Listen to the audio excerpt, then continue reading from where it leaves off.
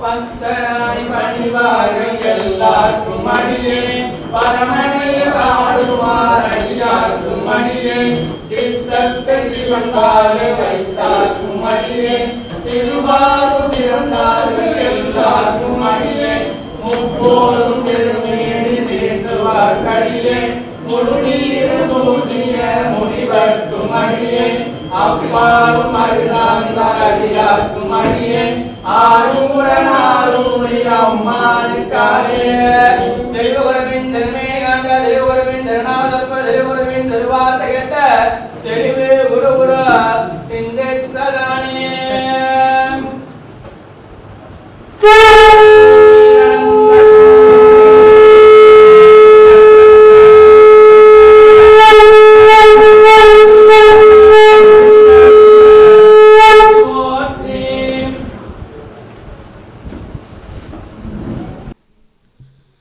அனைவருக்கும் வணக்கம். மாதந்தோறும் சித்தர் ஆசிரமத்தில் நடைபெறுகின்ற மாதாந்திர ஆயுள வழிபாட்டு நிகழ்ச்சி தொடங்குகிறது. முதலாவதாக இறைவணக்கம் திருவாளர் ஜெகநாத ஓதுவா அவர்கள் இப்பொழுது இறைவணக்கம் பாடுவார்கள். திருச்சிற்றம்பலம்.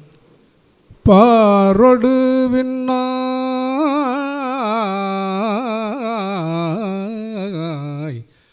பரந்தயம் பரனே மற்றுப்பட்டிலில் கண்டாய் சீரொடு பொலிவாய் சிவபுரத்து அரசே திருப்பெருந்துறையுரை சிவனே யாரொடு நோகேன் யார்க்கு எடுத்துரைப்பேன் ஆண்ட அருளிலையானாள் வார்கடல் உலகில் வாழ்ந்திலேன் கண்டாய் வருக வருக என்று அருள் புரிவாயே.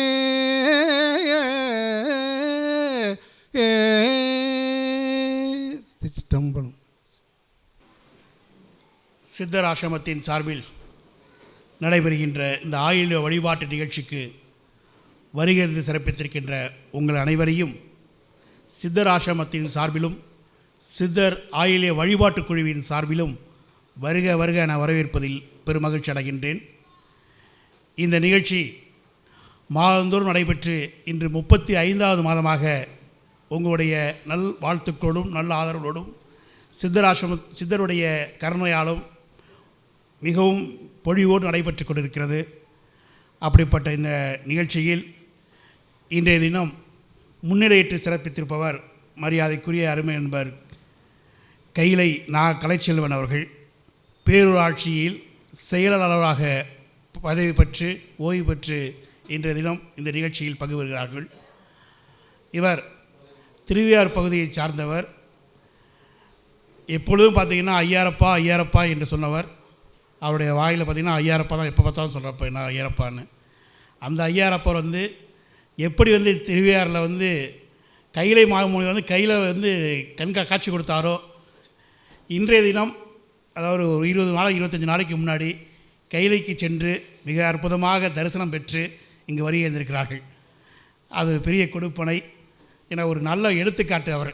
ஏன்னா மிக சிறப்பாக, ஏன்னா அந்த அளவுக்கு சிவன் மீதும் அதாவது மக்கள் தொண்டு மீதும் ரொம்ப நேர்மையான ஒரு அதிகாரியாகவும் இருந்து சிவ தொண்டில் நிறைய கோயில்கள் போயிருக்கார். அவருடைய குபாஷ் எங்கே நடந்தாலும் சென்று மிக அற்புதமாக அவர் கண்ணுற்று எல்லாத்தையும் அதில் ஈடுபாடு. இன்னும் சொல்ல போனீங்கன்னா பெரிய கோயில்களோட சின்ன சின்ன கோயில்களில் நிறைய சின்ன கோயில்களில் நிறையா திருவையாறு பக்கத்தில் கோயிலில் ரொம்ப உரிமையோடு பாப்பா தம்பின்னு அழைச்சி ஒவ்வொரு இடத்துக்கும் அழைச்சிட்டு போய் என் மீதும் என்னுடைய தந்தையார் மீதும் என்னுடைய குடும்பத்தின் மீதும் அளவு கடந்த அன்பு வைத்திருப்பவர் ஐயமக்குரிய கலைச்செல்வன் ஐயா அவர்கள். இன்றைய தினம் நல்ல அருமையான கைலை காட்சியை கண்டு வந்திருக்கிறார்கள். அவரை முன்னிலையேற்றிருக்கின்றோம். அந்த அனுபவங்களை ஒரு 5 நிமிடங்கள் சொல்ல அவரை முன்னிலையாக அவரை பிரித்திருக்கிறோம். அவரை அன்போடு ஆசிரமத்தின் சார்பில் வருக வருக என வரவேற்கின்றோம்.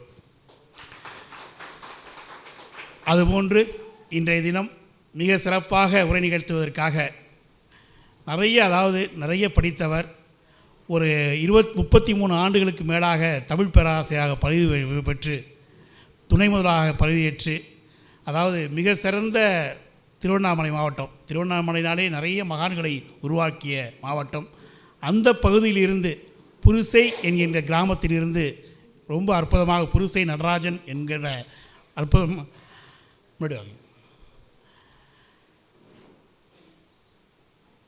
அருமைக்குரிய ஐயா அவர்கள் வந்திருக்கிறார்கள். ரொம்ப அருமையான பேச்சாளர்.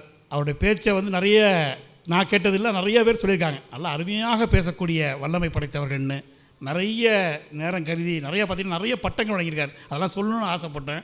காலம் ஏன்னா எப்போயுமே நம்ம பேசிட்டோன்னா அந்த ஒரு மணி நேரம் வேஸ்ட் ஆகிடுது, நிறைய செய்திகள் போய் சேர்றதுக்கு. இதனால் அவருடைய பேச்சிலேருந்து எவ்வளோ விருதுகளுக்கு தகுதியானவருங்கிறது அவர் தெரிஞ்சிடலாம். அந்த அளவுக்கு மிக அற்புதமாக உரைநேற்றிக்கொள் வருகின்றிருக்கிறார்கள். நல்ல ஆன்மீக பற்றாளர். தமிழ் முறைப்படி அது ரொம்ப முக்கியமான, அவருடைய தமிழ் முறைப்படி நிறைய கோயில்களுக்கு தமிழ் முறைப்படி அவர் அந்த தொண்டுகளை செய்திருக்கிறார்கள். அவருடைய மகள்கள் திருமணத்துக்கு கூட தமிழ் முறைப்படி அவருடைய திருமணங்களை செய்திருக்கிறார்கள். போன்று நிறைய நூல்கள் இருக்கார். இன்றைய தினம் கூட அந்த நூலை கொண்டு வந்திருக்கிறார்கள். பண்டிதமணி மணிவாசகர் என்ற நூல்களை எழுதியிருக்கிறார்கள். இந்த இதோடு விற்பனைக்கு இருக்கின்றது. இதுபோன்று மிக அற்புதமாக எழுத்தாற்றலும் பேச்சாளர் ஒற்றுமிக்க அவர். இன்றைய தினம் தோப்பா சாமிகள், மகான் தோப்பா சாமிகள்னு, அதான் பெரிய விஷயம். பார்த்திங்கன்னா ஒவ்வொரு மகான், நம்மளுக்கு அந்த மகானை பற்றி எனக்கு தெரியாது, அந்த ஒவ்வொரு மகான்களை பற்றி இது ஒரு வாய்ப்பாக இங்கே அமைகிறதுக்கு வாய்ப்பாக வந்து, ஏன்னா எல்லாம் தெரிஞ்ச மகானை மட்டும் இல்லாமல் தெரியாத வேலூரில் வாழ்ந்த ஒரு மகான் தோப்பா சாமிகளை பற்றி மிக அற்புதமாக உரை நிகழ்த்திருக்கிறார்கள். அவர்களை அன்போடு வருக என ஆசிரமத்தின் சார்பிலும் உங்களின் சார்பாகவும் வருக என வரவேற்கின்றோம். அதுபோன்று இன்றைய உபயதாரர்கள், எப்பொழுதும் இந்த ஆசிரமத்தின் மீது பற்றுள்ள திரு சத்யநாராயணன் அவர்கள், அருமைக்குரிய என்னுடைய நண்பர் சத்தியமூர்த்தி அவர்கள், என் மீது பண்ணுள்ள பழனிவேல் அவர்கள், அருமைக்குரிய ஐயா ஜீவானந்தம் அவர்கள். பார்த்திங்கன்னா ஜீவானந்தம் பார்த்திங்கன்னா அந்த ஃப்ளெக்ஸ் பார்த்திங்கன்னா நானும் கேட்காமே எப்பயுமே தொடர்ந்து இந்த ஆசிரமத்திற்காக அவரும் அவருடைய குடும்பத்தினரும் ரொம்ப தான் முக்கியமானது. ஒருத்தங்க ஈடுபாடாக இருப்பாங்க, ஒருத்தங்க ஈடுபாடு இல்லாமல் இருப்பாங்க. ஆனால் 2 பேரும் இறை மீது குடும்பத்தோடு ஈடுபாடு உள்ளவர்கள். அவர்கள் வருகிருந்து அவர்களாக இந்த உயருக்கு சிறப்பு செய்திருக்கிறார்கள். அருமைக்குரிய ஐயா குழந்தைவேல் அவர்கள் அம்மாப்பேட்டை சேர்ந்த போராட்டோட முன்னிலை ஏற்றிருக்கிறார்கள். அவர்கள் நம்முடைய சித்தர் மீது அவர் நேரடியாக பார்த்து பழகியவர், பேசியவர், அருள் பெற்றவர்கள். அவர் இன்றைய தினம் இன்றைய உபயதராக இருந்து சிறப்பித்திருக்கிறார்கள். அவர்களையும் இந்த நிகழ்ச்சிக்காக வருகின்ற சிறப்பித்திருக்கிற அருமைக்குரிய ஜோதிடர் மட்டுமல்ல, தமிழ் பணியும் ஆன்மீக பணியும் மிக சிறப்பாக பணியாற்றி கொண்டிருக்கின்ற அருமைக்குரிய இள குணசேகரன் அவர்கள், அருமைக்குரிய திருக்குறள் பேரவையுடைய தலைவர், திருக்குறள் பேரவையுடைய செயலாளர் அருமை நண்பர் மாரவன் அவர்கள் மற்றும் நிறைய நண்பர்கள் வருகின்றிருக்கிறார்கள். காலம் கருதி உங்கள் அனைவரையும் வருக என வரவேற்று இப்பொழுது முன்னிலை உரையாக அருமைக்குரிய நண்பர் கைலை கலைச்சின் அவர்கள் இப்பொழுது ஒரு 5 நிமிடங்கள் தன்னுடைய கைலை அனுபவங்களையும் சில செய்திகளையும் வழங்குமாறு அன்போடு கேட்டு விடைபெறுகின்றேன். நன்றி, வணக்கம். கைலை மலையானே போற்றி போற்றி, வடவாற்றங்கரை வாழும் வள்ளலே போற்றி போற்றி. அனைவருக்கும் வணக்கம். என்னுடைய பெயர் கலைச்செல்வன், திருவையாறு பகுதியில் வசிக்கின்றேன். நான் பேரூராட்சி துறையில் 34 ஆண்டு காலமாக பணிபுரிந்து வயது முதிர்வு காரணமாக கும்பகோணம் அருகிலுள்ள ஆடுதுறை பேரூராட்சியிலிருந்து 30/6/2013 ஓய்வு பெற்றேன். நான் திருவையாற்றில் பிறந்த காரணத்தினால் என்னவோ ஐயாரப்பர் ஆலயத்தில் எனக்கு மிகவும் ஈடுபாடு உண்டு, சிவபெருமான் மீதும் ஈடுபாடு உண்டு. ஆண்டுதோறும் ஆடி மாதம் அமாவாசை அன்று நடைபெறும் கைலை காட்சியை பார்க்கும்போதெல்லாம் சிறுவனாக இருக்கும்போதே பேரானந்தம் அடைந்தேன். எப்படியும் அப்பர் கண்ட கைலையை நாமும் பார்க்க வேண்டும் என்று சிறுவயதிலிருந்தே ஒரு மனதில் உறுதி எடுத்துக்கொண்டேன். என்னுடைய பணி முடிந்து ஓய்வு பெற்றவுடன் என்னுடைய சிறிய தொகையை சேமித்து வைத்திருந்த பணத்தையும் எடுத்துக்கொண்டு கும்பகோணத்தில் சூப்பர் யாத்ரா ஏஜென்சி என்ற ஒரு நிறுவனம், முஸ்லீம் பெரியவர் சையத் சாதிக் என்ற பெயர், அவர் போன ஆண்டு காசிக்கு போயிட்டு வந்தேன். அப்பொழுது தம்பி செலியன் அவர்கள் காசி சென்ற அனுபவத்தையும் நம்முடைய இடத்திலேயே கூற சொன்னார்கள். விவரமாக எடுத்து கூறினேன். ஆண்டுதோறும் நடைபெறும் திருவிழாவிற்கு தம்பி ஓராண்டும் அழைப்பேன் செலியன் தம்பியை. அவர் மனைவியும் 2 ஆண்டுகளுக்கு முன்னு திருவையார் வந்திருந்து அந்த பல்லாயிரக்கணக்கான மக்கள் கூடி உங்களுக்கு எல்லாம் தெரியும், நான் சொல்ல வேண்டிய இருந்தாலும் செலினுடைய தொடர்புக்காக சொல்லுகிறேன். அவங்க அப்பா காலம் 30 ஆண்டு காலமாக அவங்க அப்பாவுடையும் எனக்கு மிகவும் நெருக்கமான இலக்கிய கூட்டங்கள்லாம் அடிக்கடி வருவேன். அது மாதிரி தம்பியும் ஒரு மனைவியும் வர சொல்லியிருந்தேன். கூட்டம் ஏகப்பட்ட கூட்டம், அவங்கள பார்க்க விட முடியவில்லை, அவ்வளோ கூட்டம். அந்த கூட்டத்திலிருந்து அவர்களை மீட்டு கொண்டு வரதுக்கு நான் பட்ட பாடு எனக்கு தான் தெரியும்.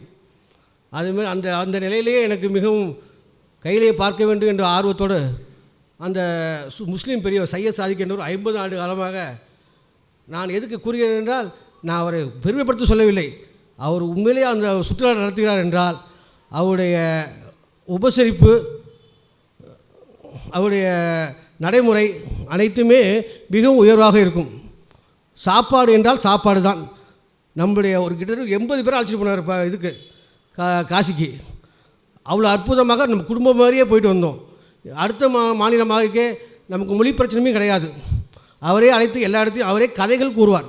ஒரு முஸ்லீம் என்றவர், நான் முஸ்லீம் என்று சொல்லக்கூடாது, ஒரு சமயத்தை சார்ந்தவர், அவர் இப்படி நடத்துகிறார் என்றால் மிகவும் சிறப்பான ஒரு நிர்வாகத்தை செய்து கொண்டிருக்கிறார்.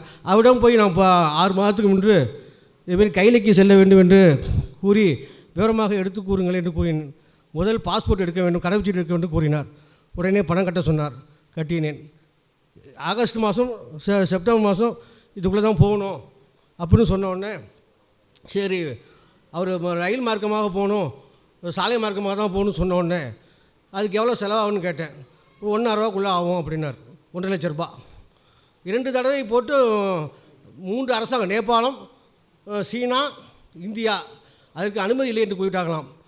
ஏன்றால் நேபாளத்தில் காட்மண்டில் பூகம்பம் வந்ததுனால சாலை வசதி சரியில்லை, நீங்கள் ஆகாய விமானத்தின் மூலம் தான் செல்ல வேண்டும் என்று கூறிவிட்டார்கள். 2,10,000 கட்டினால் நீங்கள் போகலாம் அப்படி என்று கூறிவிட்டார். நான் யோசனை பண்ணேன், ஒரு தடவை கிளம்பி தோல்வி அடைந்தால் அதுக்கப்புறம் போகவே முடியாது. 3 ஆண்டு நான் என்னுடைய அனுபவத்தில் உங்களுக்கெல்லாம் தெரியும், ஒரு தடவை கிளம்பி ஒரு இடத்திற்கு கிளம்பு என்று சொல்லி கிளம்பவில்லை என்றால் 3 தடவை கண்டிப்பாக செல்லவே முடியாது. சரி, என் பையன் சொன்னார், என் மகன் காளிதாஸ் என்று பெயர், வேலன் கம்யூனிட்டி திரியாத்தில் செலக்ஷன் பண்ணி வச்சுருக்கார். எப்போ இன்னும் 1 லட்ச ரூபா செலவானாலும் சரி, நீங்கள் போய் கைலை மலையானே பார்த்தே வர வேண்டும் என்று என் மகனும் என் அம்மாவும் என் மனைவியும் எல்லாருமே நீங்கள் போயிட்டு வாங்க, நாங்கள் போகலனாலும் நீங்கள் போய்ட்டு வாங்க, காசு கூட இருந்தாலும் போய்ட்டு வாங்கன்னு சொல்லி ஊக்கமும் உறுதியும் கொடுத்தார்கள். தம்பி செலியன் கூட செல்லதுரையும் வந்து என்னை மிகவும் மனமாற வந்து வாழ்க்கை என்னை அனுப்பி வைத்தார்கள் கைலைக்கு. அதையெல்லாம் நான் மறக்கவே முடியாது. 30/6/2013 அன்று திருவையாறிலிருந்து கிளம்பி தஞ்சையிலிருந்து அரசு பஸ்ஸில் ஏறி மீனம்பாக்கம் விமான நிலையத்திற்கு சென்று 6:40க்கு ஆகாய விமானம். நான் வாழ்க்கையிலே ஏஆர்பிளான் போயிருக்கிறது வாய்ப்பே எனக்கு இல்லை, எல்லாம் கைலை மலையானுடைய செயல் என்று நினைத்து 6:40க்கு எடுத்த வண்டி 3 நேரத்தில் போயிட்டான் டெல்லிக்கு. அதுக்கப்புறம் மத்தியானம் 1 மணிக்கு மேலே எடுத்து காட்மண்டுக்கு போனோன்னா வைசாலி ஹோட்டலில் தங்க வச்சாங்க. மத்தியான காலையில் சிமிகோட்டுன்னு ஒரு ஊருக்கு போய் ஃப்ளைட்லேயே 18 பேர் தான் அந்த பிளேனில் போக முடியுமா, அங்கே இறக்கி விட்டாங்க. அதுக்கப்புறம் ஹில்ஸான்னு ஒரு ஹெலிகாப்டர், அந்த ஹெலிகாப்டர் இறக்கி விட்டு அதுக்கப்புறம் காட்டாற்று பாலத்தில் நடந்து நடைபாலம். அதுக்கப்புறம் அங்கேருந்து திபெத் நாட்டு சீனாவுக்கு போயிடுறோம். அங்கேருந்து அவங்க போலீஸ் அந்த ஆர்மி எல்லாம் வந்து நம்மளை செக்கப் பண்ணி அதுக்கப்புறம் நம்மளை வந்து அனுப்பிவிட்டு பூரங்களை போய் தங்கணும். மக்காநாள் காலையில் தங்கிட்டு மக்காநாள் காலையில் கிளம்பி ஏசி பஸ்ஸு அங்கேருந்து நேராக மானேஸ்வரம் ஏறி பகவானை நன்றாக அங்கேருந்தே பார்த்தால் மிகவும் தரிசனம், நல்ல அருமையான தரிசனம், பேரானந்தம். அதெல்லாம் வந்து நான் உங்கள்கிட்ட எதுக்கு சொல்கிறேன்னா, நீங்களும் போகணும், எல்லாரும் சிவபக்தர்கள், அனைவரும் நலைவராக இருக்க வேண்டும். அங்கே அந்த தண்ணியில் ஏரி வந்து 110 கிலோமீட்டராம் பரவி உள்ளது. அதில் கையை வச்சாலே கை சொரேர்னு இதாகிடுது. அது உடனே சொன்னாங்க, கையில் தண்ணியில் தடவிக்கிட்டு பகவான் நினச்சிக்கிட்டு இந்த மக்கு ஒன்று கொண்டு போயிடணும், எங்கே போனாலும் வெளியில் போனால் வெளிநாட்டுக்கெலாம் போனால் இது குளிக்கிறதுக்கு ஏதுவாக இருக்கும். அதை முடிச்சுட்டு 2 குருக்கள் சுவாமிகள் வந்தாங்க. ஒன்று மடிப்பாக்கத்துலேருந்து ஜம்பு குமார்னு ஒருத்தர் வந்தார். நம்ம தமிழ் பல்கலைக்கழகத்துக்கு ஏற்றாப்பில் தாண்டோண்டி அம்மன் கோயில் ஒன்று இருக்குது, அங்கே சீனிவாச குருக்கள்னு ஒருத்தர் வந்தாங்க. இருவரும் அருமையாக ஹோமம் நடத்தினார்கள். அந்த ஹோமத்தில் கலந்து கொண்டு பொன்னார் மேனியனை பாடலையும் சிவபுராணம் நமச்சிவாய வாழ்க பாடலையும் பாடி பேரானந்தம் அடைந்தோம். மறுநாள் காலை கைலைக்கு யமது வழியாக 3 நாள் பரிக்கிரமம். ஒரு ஆளுக்கு 28,500 கொடுத்தா அந்த குதிரையிலையும் அந்த யாக்குன்னு ஒரு எறும்பு மீன் இருக்கும், அதில் பொருட்களை வச்சுக்கிட்டு அழைச்சிட்டு போகிறாங்க. 3 நாள்களை கடந்து வந்ததுக்கப்புறம் திருப்பியும் தாத்தன் அங்கே வந்து தங்கியிருந்து மக்கியாவில் கிளம்பி வந்தோம். பசுபிநாதர் கோயிலில் போய் பார்த்தோம். 143 அடி உயரம் உள்ள சிவபெருமானை பார்த்தோம். புத்தர் கோயிலில் வந்து இந்த பூகம்பத்தெல்லாம் இடிஞ்சு போயிடுச்சு, அதை சரியாக பார்க்க முடியல. ஒரு தண்ணிக்குள்ளே ஒரு ஏரி இதுமாரி குளம் மாரி இருக்குது, அதில் ஜலகண்ட நாராயணன் கல்லால் ஆன பகவான் படுத்துருக்கு, அதையும் பார்த்துட்டு கிளம்பி வந்தோம். அருமையான பயணம். நீங்களும் எல்லாம் சிவபக்தர்கள் சிவ வேண்டியவர்கள் அவர் ஒவ்வொருவரும் கையிலேயே பார்க்க வேண்டும். எப்படியும் வந்து முஸ்லீம்களுக்கு எப்படி மெக்கா மதினாவோ, கிறிஸ்தவர்களுக்கு எப்படி வாடிகனோ, நம்முடைய இந்துக்களுக்கு நம்முடைய பகவான் கையிலே மலையானே காசி ராஜாவையும் பார்த்து நீங்களாம் இன்புற வேண்டும். என்னுடைய நண்பர் சங்கு ராஜா என்ற திருவிழா வந்திருக்கிறார். கைலையிலிருந்து மானசரா ஏரியுடைய தீர்த்தத்தையும் கௌரி குண்டம் பார்வதி அம்மா குளித்த தீர்த்தத்தையும் எடுத்து வந்திருக்கேன். பூசிக்கொண்டு எல்லாரும் இன்பமாக வாழ்ந்து அவர்களுக்கு தங்கள் குடும்பத்தில் எல்லா பிரச்சனையும் நல்லபடியாக முடிய கைலை மலையானை வேண்டி விரும்பி கேட்டுக்கிட்டு விடைபெறுகிறேன். நன்றி, வணக்கம். மிக சிறப்பாக தன்னுடைய கைலை அனுபவங்களை உரையாகவும் அதே சமயத்தில் உளப்பூர்வமாகவும் வழங்கி சென்றிருக்கின்ற அருமைக்குரிய கைலை கலைச்செல்வன் அவர்களுக்கு நன்றினை தெரிவித்து, வேலூர் மகான் தோப்பா சாமிகளை குறித்து இன்று மிக சிறப்பாக உரை நிகழ்த்தியிருக்கின்ற முனைவர் திரு புருசை சா நடராஜன் அவர்களை அன்போடு பேசுமாறு ஆசிரமத்தின் சார்பில் கேட்டு விடைபெறுகின்றேன்.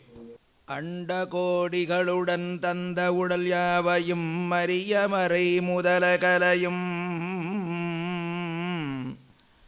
அக்கரமும் மெய்ப்பதமும் ஐங்கலையும் மந்திரமும் ஆனபதகதியும் வாக்கும்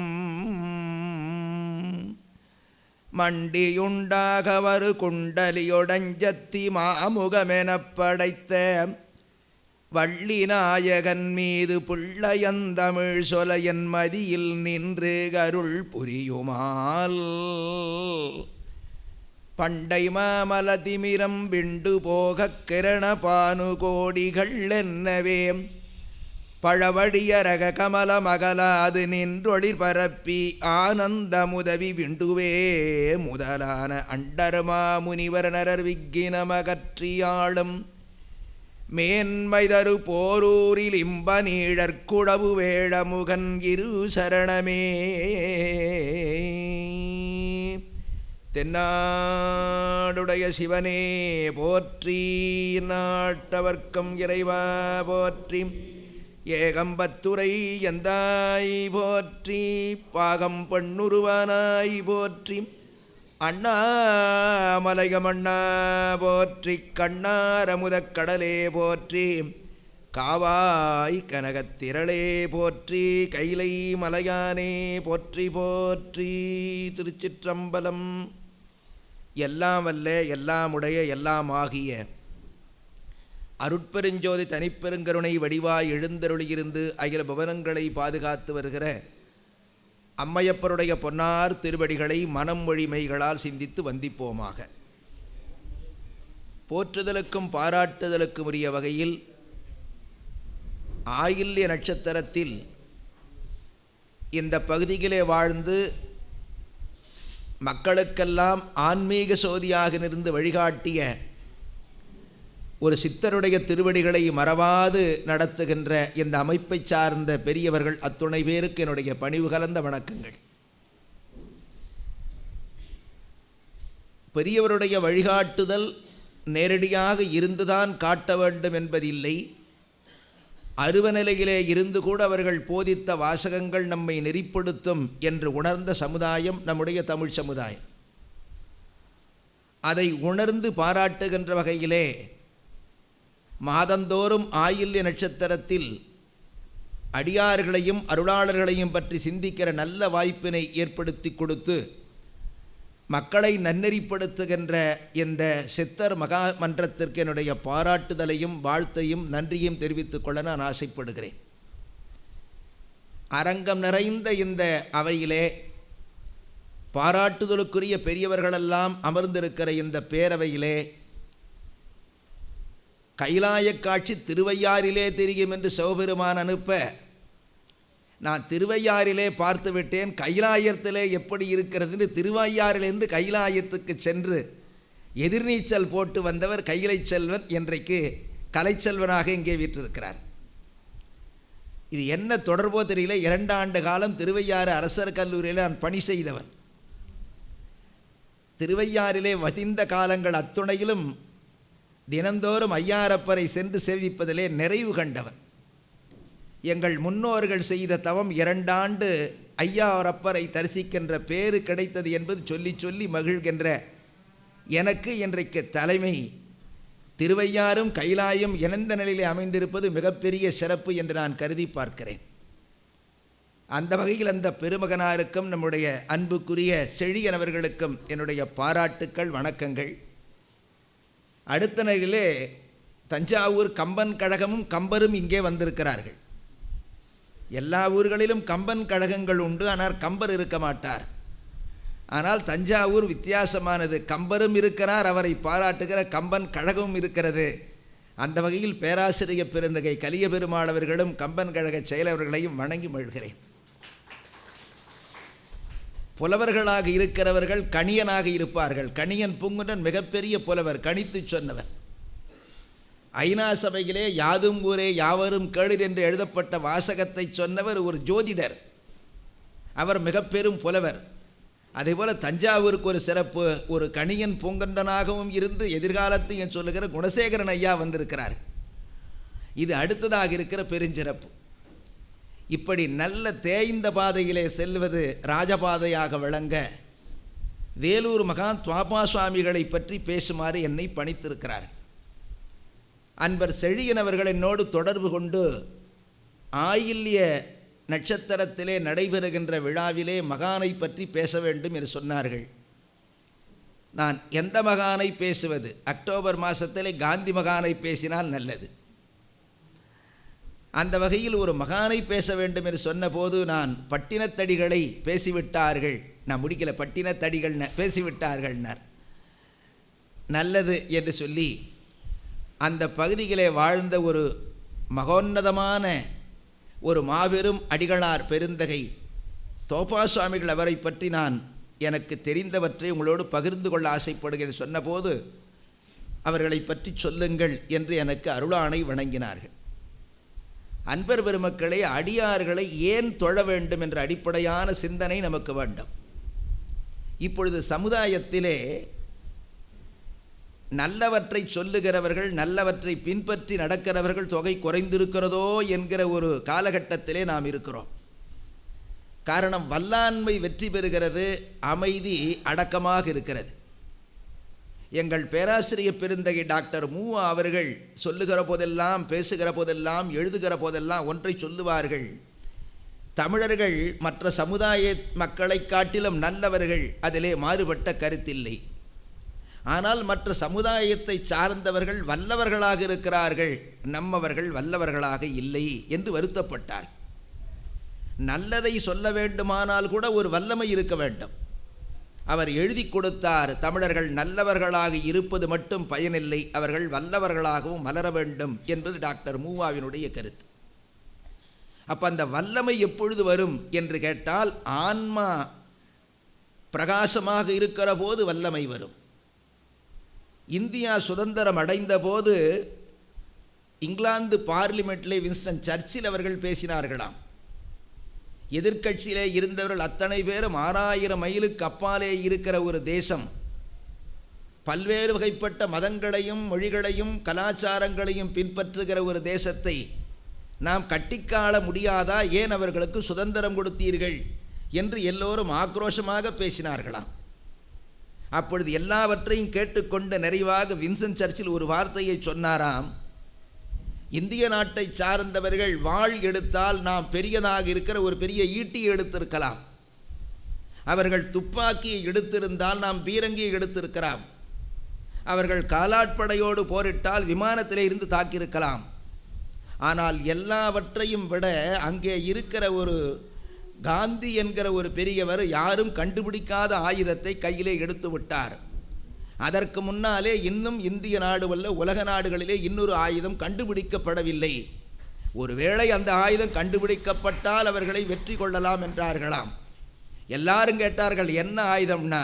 ஒன்றுமில்லை, அகிம்சை என்கிற ஆயுதம். ஆயுதத்தை தொடுவதே இல்லை என்பதே ஒரு ஆயுதமாக கொண்டு அவர் போடுகிற போது அதற்கு எதிராக ஒரு ஆயுதம் எங்களிடத்திலே இல்லை என்று காந்தியினுடைய பெருமையை அவர்கள் சொன்னார்களாம். அதற்கு அடிப்படை காரணம் என்ன?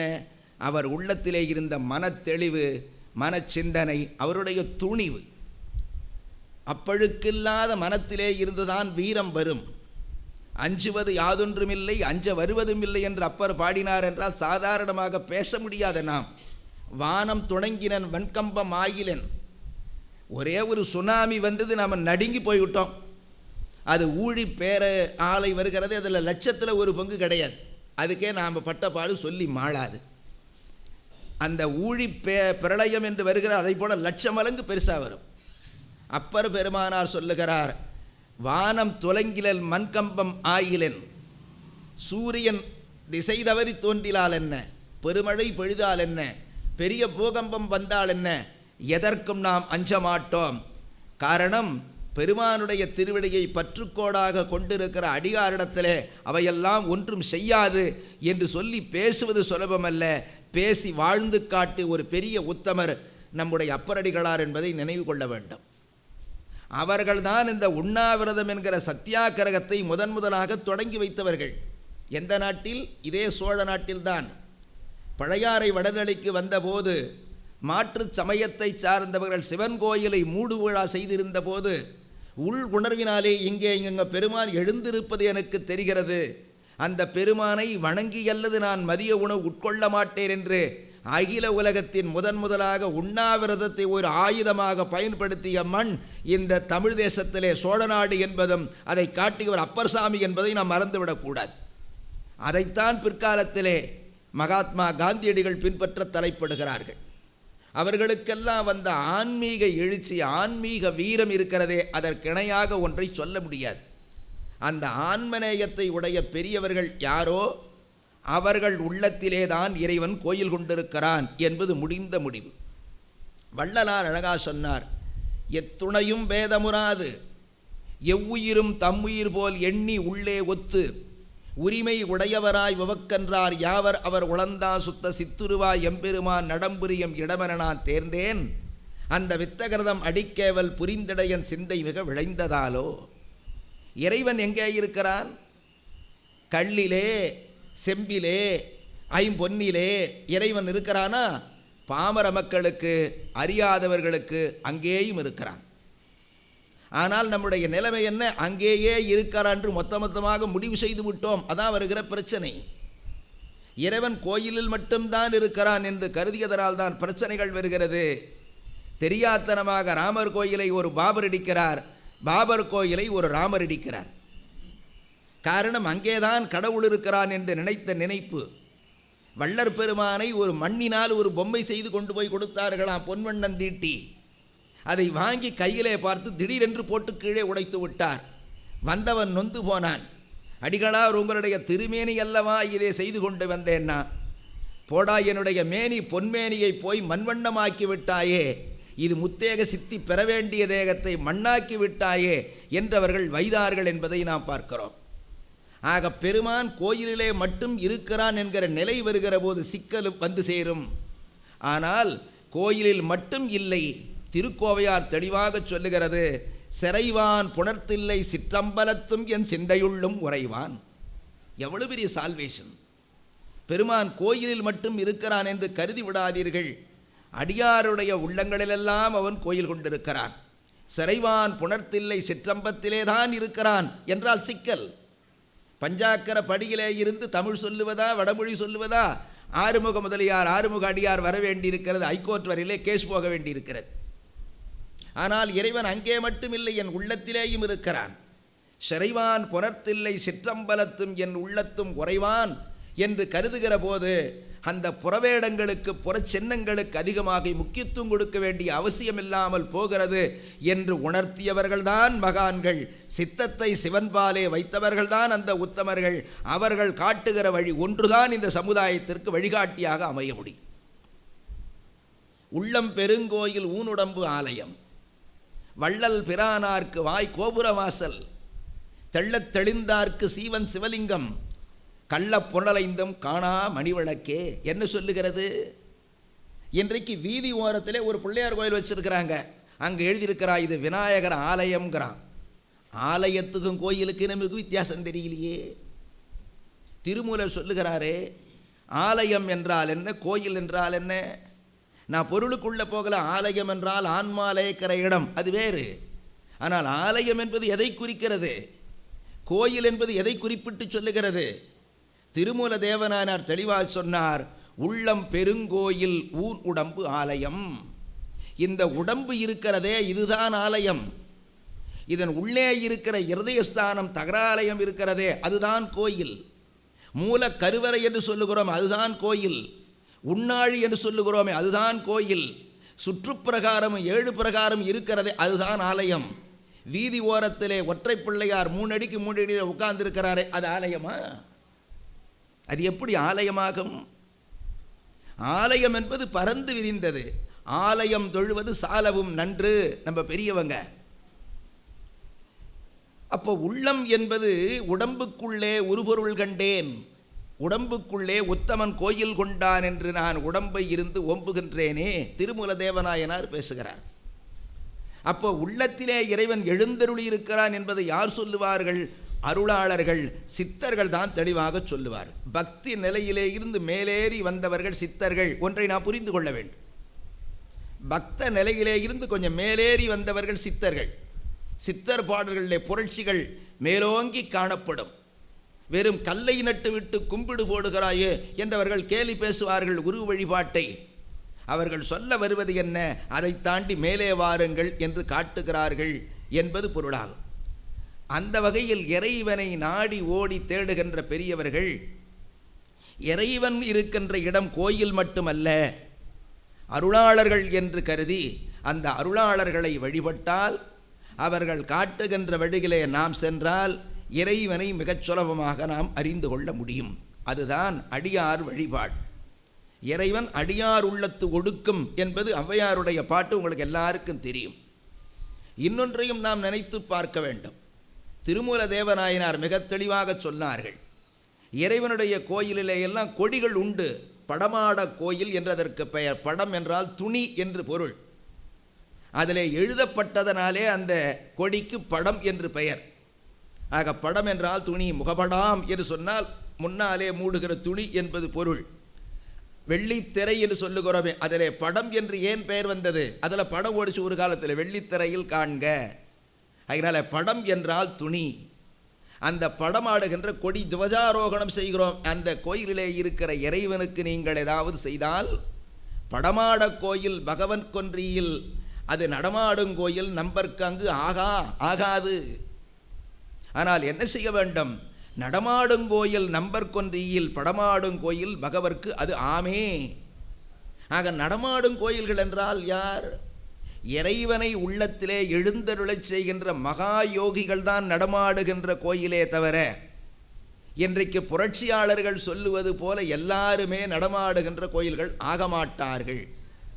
நகராட்சி குப்பை வண்டி மாதிரி மனசை வச்சுங்கிறவன் உள்ளத்தில் இறைவன் இருப்பானா? அவனிடத்தில் எத்தனை பொறாமை, எத்தனை பூசல், எத்தனை வர்ஜனை. அவனுடைய கோயிலும் எல்லாம் நடமாடும் கோயில். திருமூலர் அது சொல்லலை. சித்தத்தை சிவன்பாலே யாரெல்லாம் வைத்தார்களோ அவர்கள்தான் நடமாடுகின்ற கோயில்கள். அவர்களுக்கு செய்கிற தொண்டு தான் இறைவனுக்கு செய்கிற தொண்டு. அதை தான் வள்ளற் பெருமார் சொன்னார், உயிர்களுக்குள்ளே வேறுபாடு காணாதீர்கள், எத்துணையும் வேதமுறாது. எத்துணையும் என்றால் எட்டுணையும்னு பொருள் கொள்ளலாம். எள்ளளவு கூட வேறுபாடு காணாது. எவ்வுயிரும் தம்முயிர் போல் எண்ணி, எல்லா உயிர்களும் என்னுடைய உயிருக்கு என்ன சமதையோ அதே சமதையானவை என்று கருதி, உள்ளே ஒத்து, முக்கியமான வார்த்தை, நாம் வெளிப்புறத்திலே ஒத்துக்கொள்ளுவோம், உள்ளே ஒத்துக்கொள்ளுவோமா? மனம் ஒத்து போகணும், உள்ளே ஒத்து உரிமை உடையவராய் எனக்கென்ன உரிமை இருக்கோ அதே உரிமை எவருக்கும் உண்டு என்று கருதி யார் இருக்கிறார்களோ அவருடைய உள்ளத்தை தான் இறைவன் தேர்ந்தெடுத்து சுத்த சித்துருவாக ஞான வடிவாக பெருமான் தேர்ந்தெடுத்து அவருடைய உள்ளத்திலே நடம்புரிகின்றான். அப்படி யாருடைய உள்ளத்திலே இறைவன் நடம்புரிகின்றானோ அத்தகைய தெய்வாம்சம் பொருந்திய மக்களுடைய அருளாளருடைய திருவடிகளுக்கு தொண்டு செய்வதற்காக என்னுடைய உள்ளம் விரும்புகிறது என்று மிக தெளிவாக சொன்னவர் நம்முடைய வணக்கத்திற்குரிய வள்ளற் பெருமான் அவர்கள். அவருடைய திருவவதார தினம் 5/10/2015. இப்போ வந்தது, 2 நாளைக்கு முன்னால் வந்தது. ஆக இந்த வகையில் அடியார்களை வழிபாடு செய்வதற்கு என்ன காரணம் என்று சொன்னால், இன்னொன்றும் சொல்லுகிறேன். நான் ஒரு 10 லட்சம் ரூபாயில் வீடு கட்டியிருக்கேன். அந்த வீட்டுக்கு உள்ளே என்னென்ன மின்சார கம்பிகளை எல்லாம் செலுத்த வேண்டுமோ அதையெல்லாம் செலுத்தியாச்சு. எந்த இடத்துல மின்சார விரிசி, எந்த இடத்துல குளிர்சாதன பெட்டி, எந்த இடத்துல சொல்லப்படுகிற படுக்கைகளை செய்ய வேண்டிய ஒப்பனைகள் எல்லாம், எந்த இடத்துல மோட்டார் எல்லாம் வச்சாச்சு. உள்ளே எல்லாம் முடிஞ்சிடுத்து. இப்பொழுது நம் வீட்டுக்கு ஒருத்தர் செய்தாரே, இந்த எலக்ட்ரீஷியன் செய்தாரே, அவரே வீதியிலே போகிற கம்பத்திலே இருந்து கனெக்ஷன் கொடுக்க முடியுமா? அவர் கொடுத்தார்னா கனெக்ஷன், அவருக்கு வேறொரு இடத்துல கனெக்ஷன் வச்சுருவான். உள்ளே உட்காரு தம்பின்னு கூப்பிட்டு உட்கார வச்சுருவாங்க. அப்போது இவ்வளவு செய்தவருக்கு வெளியே ஓடுகிறதுல கனெக்ஷன் கொடுக்க தெரியாத தெரியும். ஆனால் அவர் அதற்கு பொருத்தமானவர் இல்லை. அதற்காக அரசாங்கம் என்ன செய்கிறது, அதுக்கு நமக்கு உதவி செய்வதற்காக ஒருத்தரை வச்சு அவருக்கு பேர் ஹெல்ப்பர்னு பேர் வச்சுருக்கிறான். அவரை தான் அதில் இருந்து வீட்டுக்கு கனெக்ஷன் கொடுக்குறார். ஏனென்று கேட்டால் இந்த வீட்டினுடைய தன்மை என்ன, எவ்வளவு ஃபேஸ் இருக்கிறது, எவ்வளவு மின்சாரம் கொள்ளும் என்று அளந்து அதற்கேற்ற வழியிலே அதில் இருந்து கொடுக்க வேண்டும். அதை கூட நேரடியாக டிரான்ஸ்ஃபாரத்துக்கு பக்கத்தில் வீடு இருந்தால் நேராக டிரான்ஸ்ஃபாரத்தில் கொடுத்தா ஊடுபத்தி எரிஞ்சிடும்.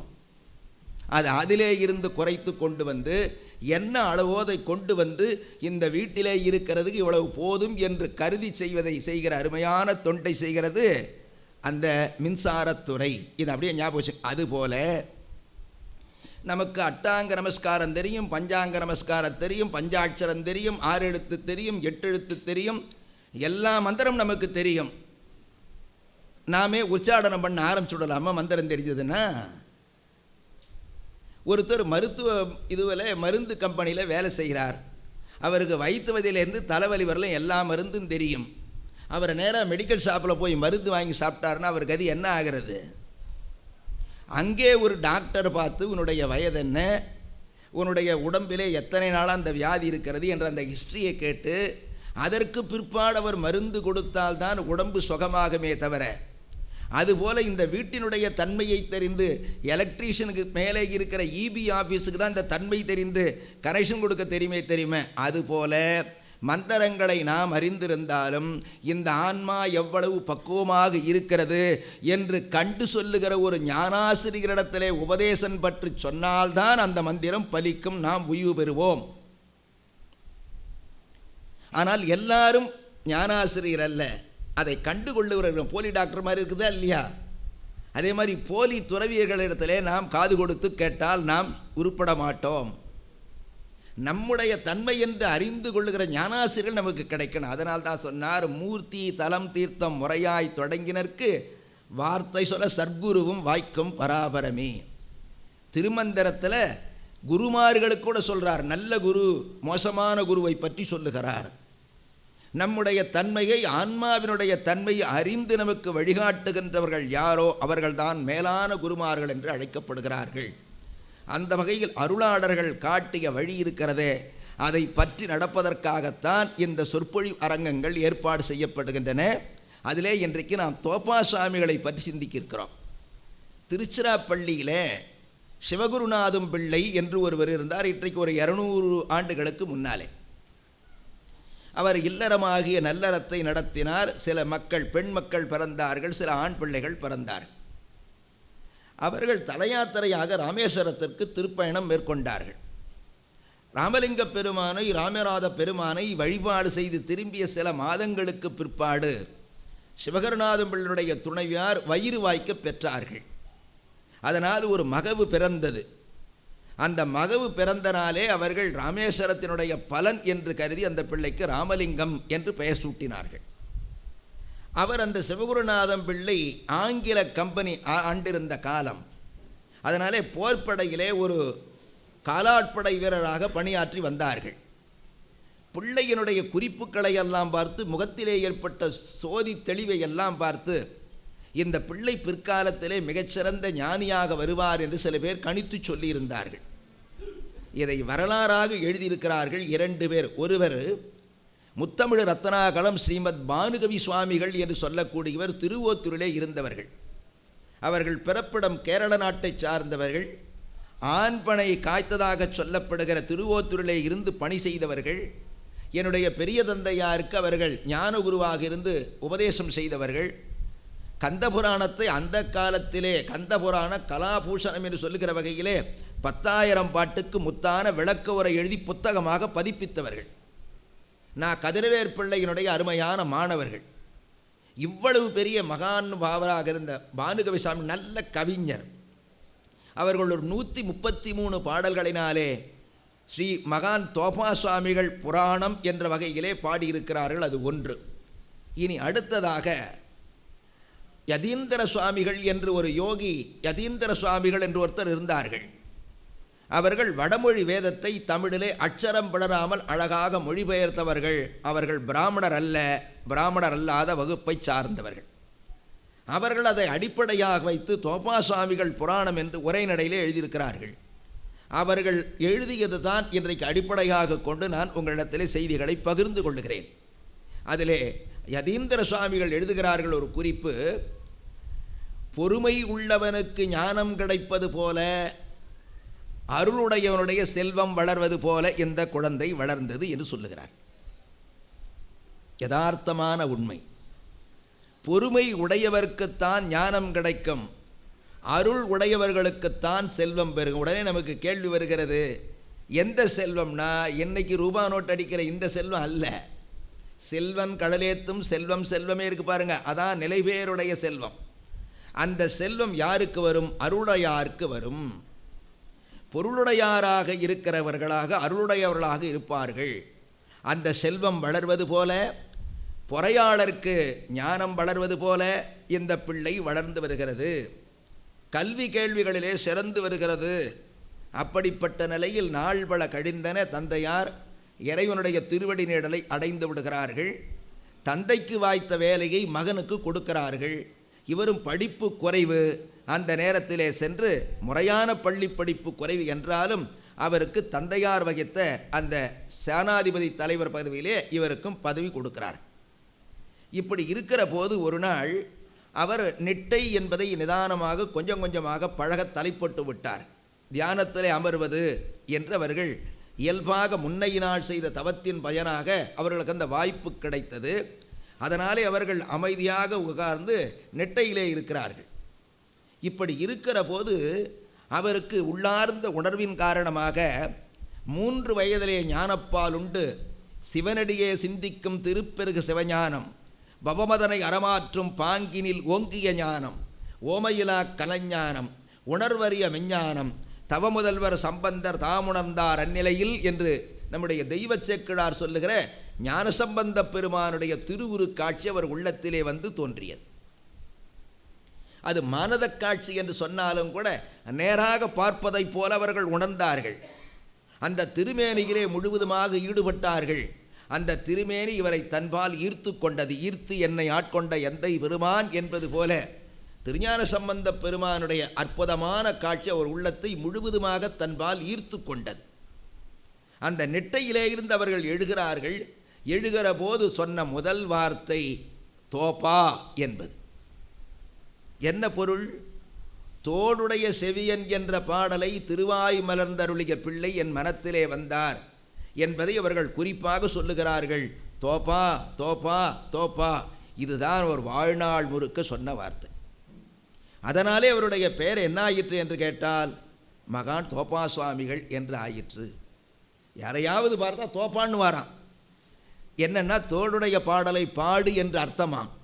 அந்த பாடலை அவர்கள் பாடினால், யார் பாடினாலும் அந்த பாடலை கேட்ட அடுத்த வினாடி அவர் நிர்விகல்ப சமாதியிலே கரைந்து போய் விடுவார்கள், தன் நிலை மறந்து போய்விடுவார். அந்த ஒரு பாட்டு அவரை அவ்வளவு தூரம் ஈர்த்திருக்கிறது. அதனாலுடைய பெயர் அப்படியே வந்தது. இந்த நிகழ்வு உள்ளே நிகழ்ந்து கொண்டே இருக்கிற காலத்தில் அந்த நிட்டையிலே இருந்தபோது அன்னைக்கு பயிற்சிக்கு போகலை இவர்.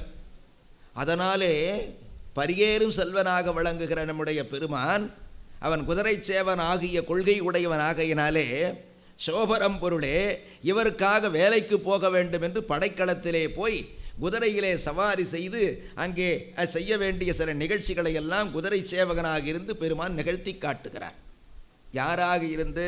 தோப்பாசாமிகளாக இருந்து பார்த்து வியப்படைகிறாள். இவ்வளவு தூரம் இவருக்கு வித்தை தெரியும், நமக்கு தெரியாமல் போச்சே என்று அங்கே இருந்த சேனைத்தலைவர் முதலான ஆச்சரியப்படுகிறார்கள்.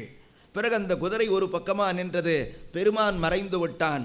எங்கே தோப்பா என்று பார்க்க வந்தால் அவர் நெட்டையிலே உட்கார்ந்து கொண்டிருக்கிறார். அப்போ இவ்வளவு தூரம் வந்து காட்சி கொடுத்தது யார் என்றவர்கள் மயங்கி நின்று ஏதோ ஒரு அபூர்வமான ஒரு நிகழ்ச்சி நடக்கிறது என்று அந்த சேனைத்தலைவன் காலிலே விழுந்து வணங்கிய போது நெட்டையிலே இருந்து கழிந்து என்ன நிகழ்ந்தது என்று கேட்கிறார்கள். நிகழ்ந்ததையெல்லாம் சொல்லுகிறார்கள். சொல்லிய பிற்பாடு அடுத்த வினாடி அவர்கள் இதற்கு மேல் இந்த நிலையிலே இருப்பது சரியில்லை என்று முற்றும் துறந்த நிலையிலே மாபெரும் துறவியாக அன்றைக்கு உருவெடுக்கிறார்கள். இது சென்னையிலே நிகழ்ந்த நிகழ்வு, திருச்சியிலே நிகழ்ந்த நிகழ்வு. ஆக முற்றும் துறத்தல் என்று சொன்னால் ஒரு கையளவு கோவணம் கூட இல்லாமல் எல்லாவற்றையும் உதறி எழுந்து விட்டார். அற்றது பற்றனில் உற்றது வீடு என்று சொல்லுவார்கள். பெருமானுடைய திருவிருட்காட்சி கிடைத்து விட்டது. பெருமானே நமக்காக வந்து குதிரை சேவகனாக தொண்டாற்றி இருக்கிறான். இதற்கு மேலே இந்த பணி எதற்கு என்பதனாலே எல்லாவற்றையும் முற்றாக துகர்ந்து திகம்பர சுவாமி என்று சொல்லுகிற வகையிலே நிர்வாண சாமியாரா அவர்கள் உருப்பெற்றார்கள் என்று அவருடைய வரலாற்றை பதிவு செய்கிறார் யதீந்திர சுவாமிகள். ஒரு செய்தி சிந்திக்க வேண்டும். சிவபெருமானை போற்றி செய்கிற அந்த அர்ச்சனைகளிலே ஒன்று நக்கன் என்று சிவபெருமானுக்கு பெயர். நக்னன் என்று சொல்லுவார்கள். நக்கன் என்பது நம்முடைய திருமுறையிலே வருகிறது. நக்கன் என்றால் என்ன பொருள்? நக்கன் என்றால் ஆடை இல்லாதவன் என்பது பொருள். அருணி வடிவேலு முதலியார் ஒரு முறை பேசுகிற போது அவர்கள் சொன்னார்களாம், பெருமானுக்கு ஏன் ஆடை இல்லாமல் இருக்கிறான்? காசியிலே இருக்கிற பைரவர் கூட ஆடை கிடையாது இல்லையா, ஆடையற்றவன். ஏன் அவனுக்கு ஆடை இல்லை என்று கேட்டபோது அருணி வடிவேல் முதலியார் சொன்னார்களாம், அவனுக்கு திசையே ஆடையாக இருக்கிற போது நாம் நெய்கிற ஆடையை அணிந்து கொள்வானா? இன்னொன்று, நாம் பெரியவரா, நம்முடைய ஆடை பெரிதான்னா ஆடை தான் பெரிது. ஆடைக்குள்ளே நாம் அடக்கமாக இருக்கிறோம், நமக்கு மேலே ஆடை பெருசு. அப்போ இறைவனுக்கு ஒரு ஆடையை நீங்கள் சூட்டிவிட்டால் ஆடை பெரிது, ஆடைக்குள்ளே இறைவன் அடங்கி விடுகிறான் இல்லையா? அவன் திசையே கையாக இருக்கிறவன், வானத்தையே ஆடையாக உடுத்தி கொண்டவன், ஆதியும் மந்தமும் எல்லாம் அரும்பெரும் சோதி இல்லையா? பாதாளம் 7 சொற்கழிவு பாதமரர் போதார் புனைமுடி எல்லா பொருள் முடிவில்லையா? ஆகையினாலே அவனுக்கு ஆடையற்றவன் என்று சொல்லுவது திசையையே ஆடையாக உடுத்தியவன் என்று பரந்த நிலையிலே இருக்கிறவன், அவன் விஸ்வரூபமாக இருக்கிறவன், அவன் விஸ்வநாதன் என்று காட்டுவதற்காகத்தான் நம்முடைய பெரியவர்கள் அவனை நக்கன் என்று அழைத்திருக்கிறார்கள் என்று அவர்கள் அருணை வடிவேலு முதலியார் அவர்கள் சொல்லுவார். அந்த வகையில் எல்லாவற்றையும் துறந்து விட்டார்கள். அவர்கள் திருச்சியிலே இருந்து சென்னையை நோக்கி பயணமாகிறார்கள். சென்னையிலே வீதிகளிலே அவர்கள் திரிகிறார்கள். அப்பொழுது இவருடைய வரலாற்றை நாம் படிக்கிற போது பெரும்பாலும் இஸ்லாமியர்களோடு தான் அவர்களுக்கு சிக்கல் வந்திருக்கிறது என்பதை நாம் நினைத்து பார்க்கிறோம். காரணம், அவர்கள் முழுவதுமாக மூடுகிறவர்கள், இவர் முழுவதுமாக திறந்திருக்கிறார்.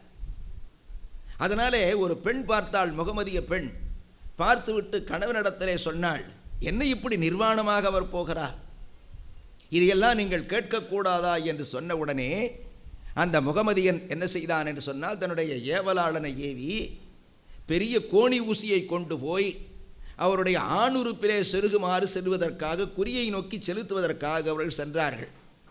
சுவாமி ஒன்றும் பார்க்கல, அப்படி திரும்பி இப்படி பார்த்தார்.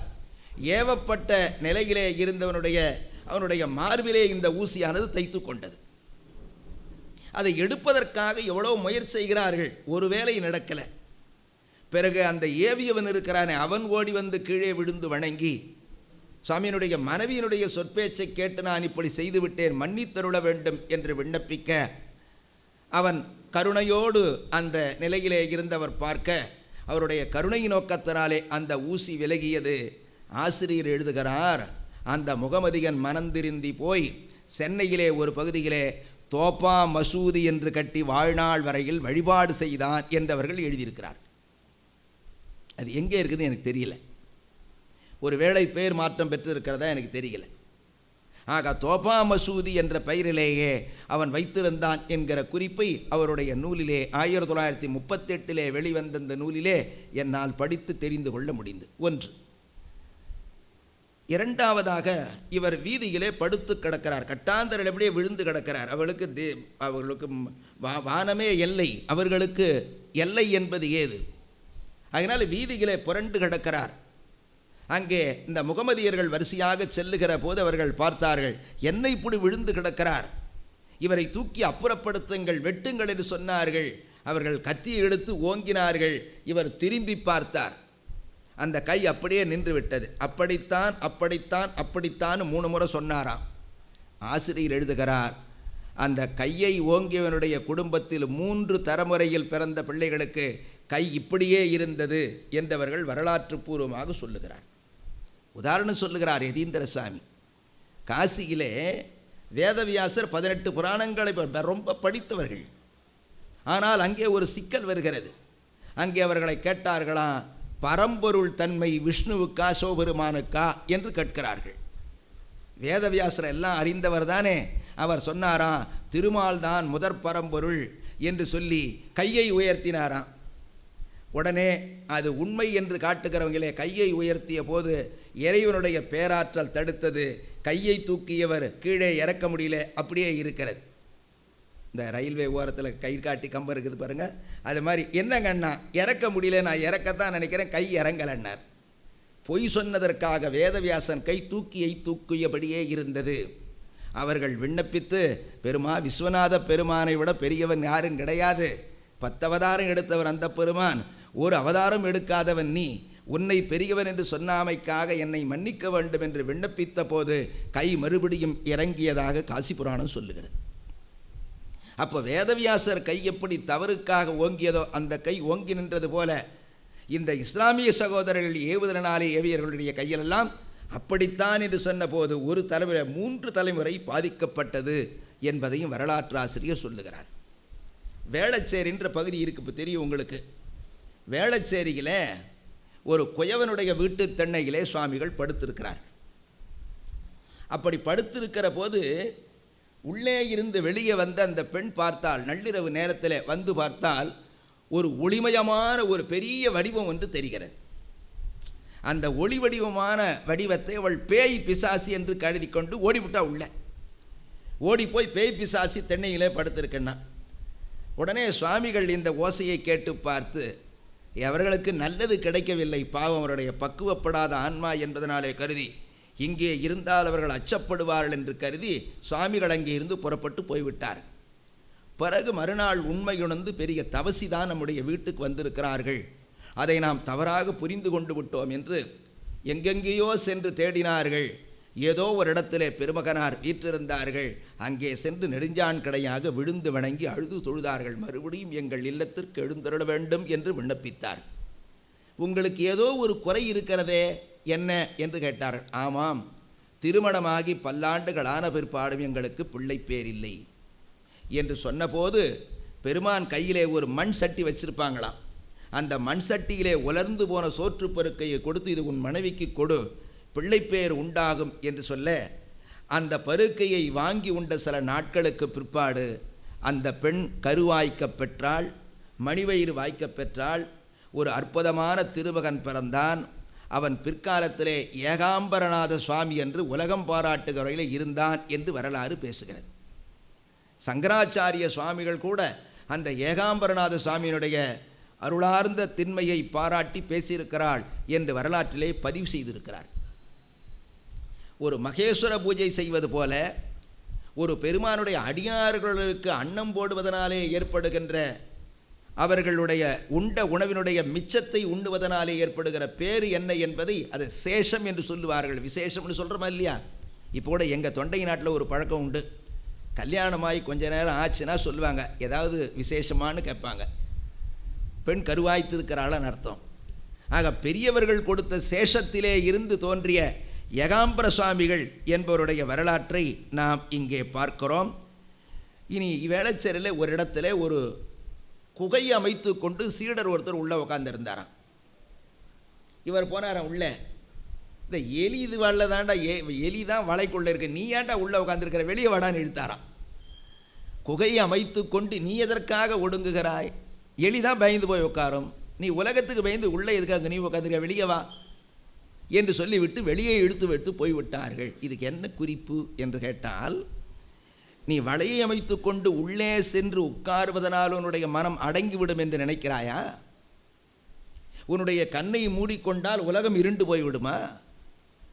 மனமாகிய குகைக்குள்ளே நீ சென்று அமர வேண்டுமே தவிர மண்ணாலாகிய குகையிலே நீ சென்று அமர்வதனால் எந்த பயனும் விளையாது. எந்த விதமான ஒரு விகல்பமும் இல்லாமல் ஒரு பாலனைப் போல அவர்கள் தமிழகம் முழுதும் திரிந்திருக்கிறார்கள், ஆடை இல்லாமல். எந்த விதமான விகற்பம் இல்லை என்று சொன்னால் தவிர அப்படி நடமாடுவது என்பது சுலபமான விஷயம் அல்ல. ஒரு குழந்தையைப் போலவர்கள் நடமாடி இருக்கிறார்கள். ஆகையினால் அவனுடைய சில கருத்துக்கள் சிலவற்றை மட்டும்தான் சொல்லுவார்கள், வெளிப்படையாக சொல்ல மாட்டார்கள். அந்த வகையிலே குகையிலே இருக்க வேண்டாம் என்று வெளியே எடுத்து விட்ட போது அந்த கருத்து என்ன என்பதை நாம் புரிந்து கொள்ள முடிகிறதுன்னு பார்க்குறோம். சென்னையில் மக்காவுக்கு சொன்னார்கள், முஸ்லாமியர்கள் செல்லுகிற மக்கா போல, கிறிஸ்தவர்கள் செல்லுகிற ஜெருசலம் போல. எனக்கு அதில் உடன்பாடு இல்லை. நம்ம பார்த்து தான் அவங்களாம் போக ஆரம்பித்தார்கள். அவர்களை போய் நமக்கு உதாரணம் சொல்லணுமா? ஒரு கல்லை எறிவதனாலே ஒரு 1000 பேர் சாகிறார்கள். அவர்கள் நம்மை பார்த்து சொல்லுகிறார்கள், மூட பழக்க மொத்த உருவமே இந்தியா, இந்து சமயம் என்று சொல்லுகிறார்கள். அது மூட பழக்கம் இல்லையா? கல்லை எறிவதனாலே சாத்தான் போயிடுவானா? நாம் யோசிக்க வேண்டும். ரெண்டாவது, நம்முடைய பெரியவர்கள் இடுப்பிலே கட்டுகிற ஆடை ஒன்று, மேலே கட்டுகிற ஆடை ஒன்று தானே நம்முடைய பெரியவர்கள் வாழ்ந்தார்கள். 9 நாழி உடுப்பவை 2. மக்காவுக்கு போகிறவர்களாம் எப்படி போகிறார்கள்? இந்த 2 ஆடைகளை தானே போகிறார்கள். அப்போ நம்மிடத்திலே இருந்து வந்த செய்தி அல்லவா? டெல்லியிலே இருக்கிற ஒரு பேராசிரியர் பெருந்தகை, திருவண்ணாமலையை பூர்வீகமாக கொண்டவர்கள், சிவப்பிரியா என்றவர்களுக்கு பெயர். அவர்கள் எழுதியிருக்கிறார்கள் திருவாசக உரையில், குவைப்பதி மேவிய கோவே போற்றி என்பது. அந்த குவைத் என்கிற இடத்திலே சிவலிங்கம்தான் இருக்கிறது, அது மேலே தான் கஃபா என்று மூடி இருக்கிறார்கள், அதை சுற்றித்தான் வலம் வருகிறார்கள் என்கிற சொல்லுகிற செய்தியை நாம் புரிந்து கொள்ள வேண்டும். ஆக நம்முடைய நீண்ட நெடிய பாரம்பரியத்தில் பல்வேறு பழக்க வழக்கங்கள் பல்வேறு நாடுகளிலே சென்று சேர்ந்திருக்கின்றன. அந்த வகையிலே அவன் என்ன பண்ணியிருக்கான், அந்த மெக்காவிலே போய் சென்று வந்து மோடி மஸ்தான் சொல்கிறோமே, தவறாக நடந்தும் மோடி மஸ்தாவித்தேன்னு சொல்கிறோமே, அதுபோல் அவர் என்ன செய்திருக்கிறார், மண்ணுக்குள்ளே போய் உட்கார்ந்து கொண்டு நான் மூச்சை அடக்குகிறேன், நான் பெரிய தவயோகி என்று சொல்லி சென்னையிலே இருக்கிற பல பேரை அவர் பெரிய வித்தை தெரிந்தவர் என்று அவர் சொல்லியிருக்கிறார்கள். இந்த நிலையில் அவர் என்ன செய்தார், இவன் போலியானவன், உண்மையில்லை என்று காட்டுவதற்காக அங்கே சென்று நின்றார். மண்ணிலே போய் உட்கார்ந்தான். கொஞ்ச நேரம் பொறுத்து வெளியே வருவான். அவர்கள் சொன்னார்கள், அவன் அதோடு சரிதான் கையை நீட்டினார், அவன் எழுந்திருக்கவே இல்லை. ஆக போலி எது என்பதை காட்டுகின்ற ஆற்றல் உண்மை துறவியாக இருக்கிறவர்களுக்கு இருந்திருக்கிறது. இதை நாம் புரிந்து கொள்ள வேண்டும்.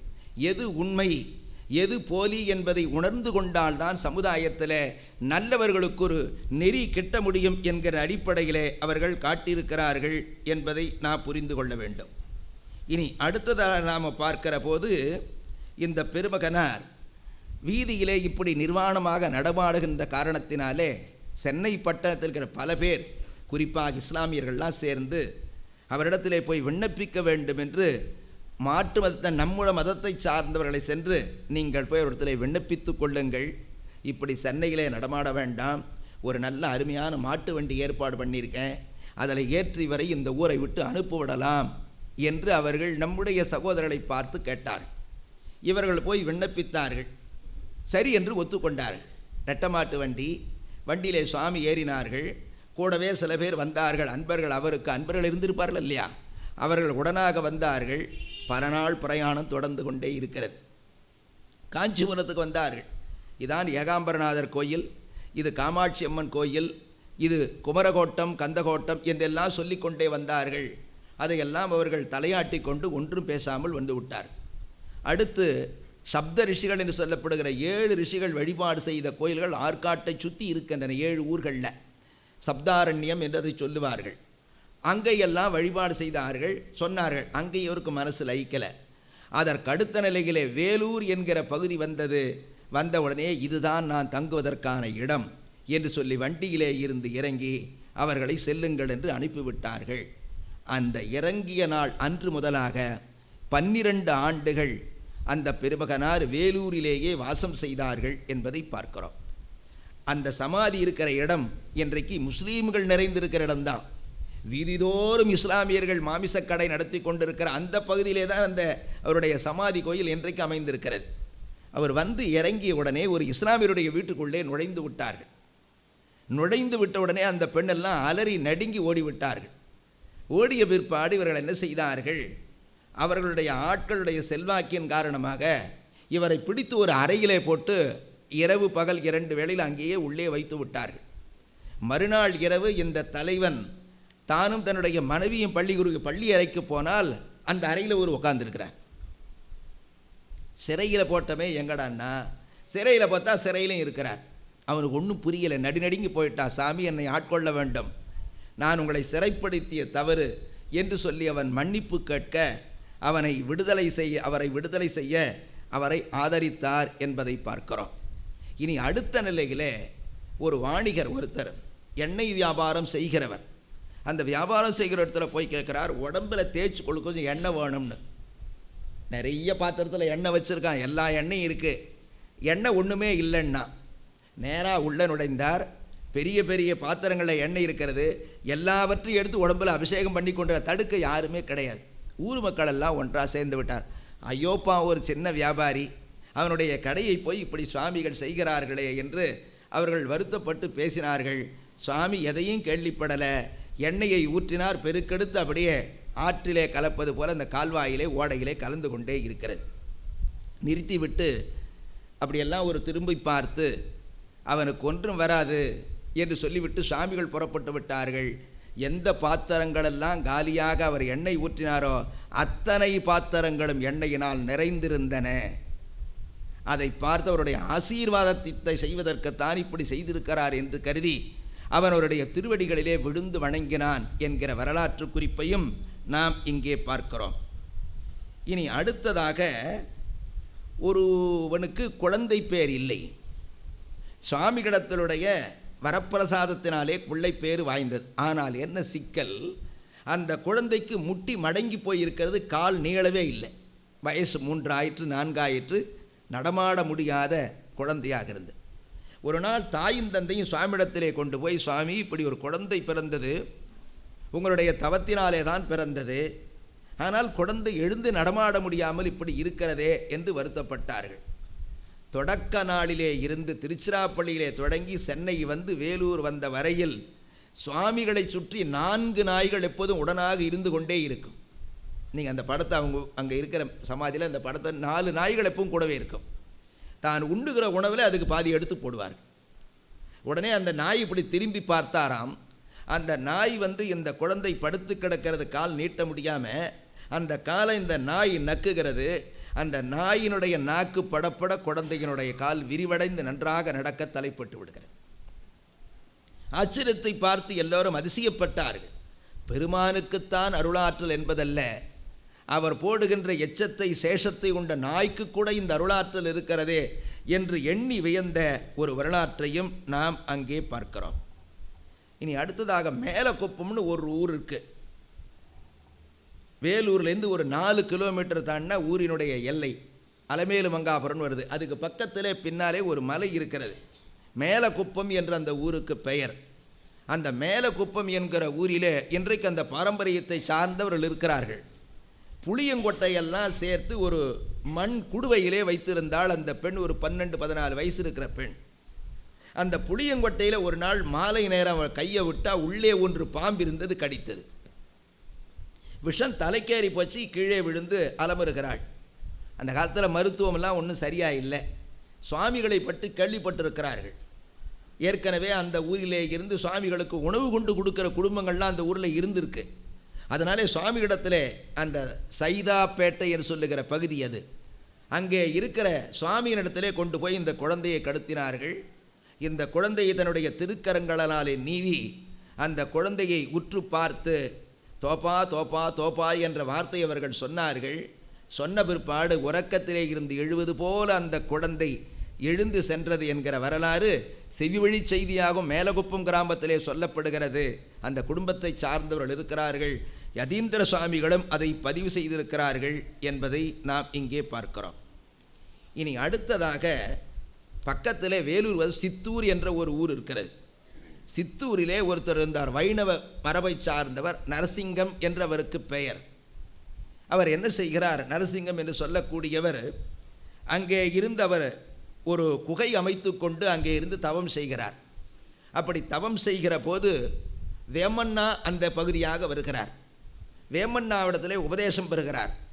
உபதேசம் பெற்று வேமண்ணாவினுடைய அருளாற்றலினாலே நன்றாக தெலுங்கு கீர்த்தனைகளை எல்லாம் பாடுகிற வரகவியாக மாடி வருகிறார் இந்த நரசிங்கதாசர் என்று சொல்லக்கூடியவர்.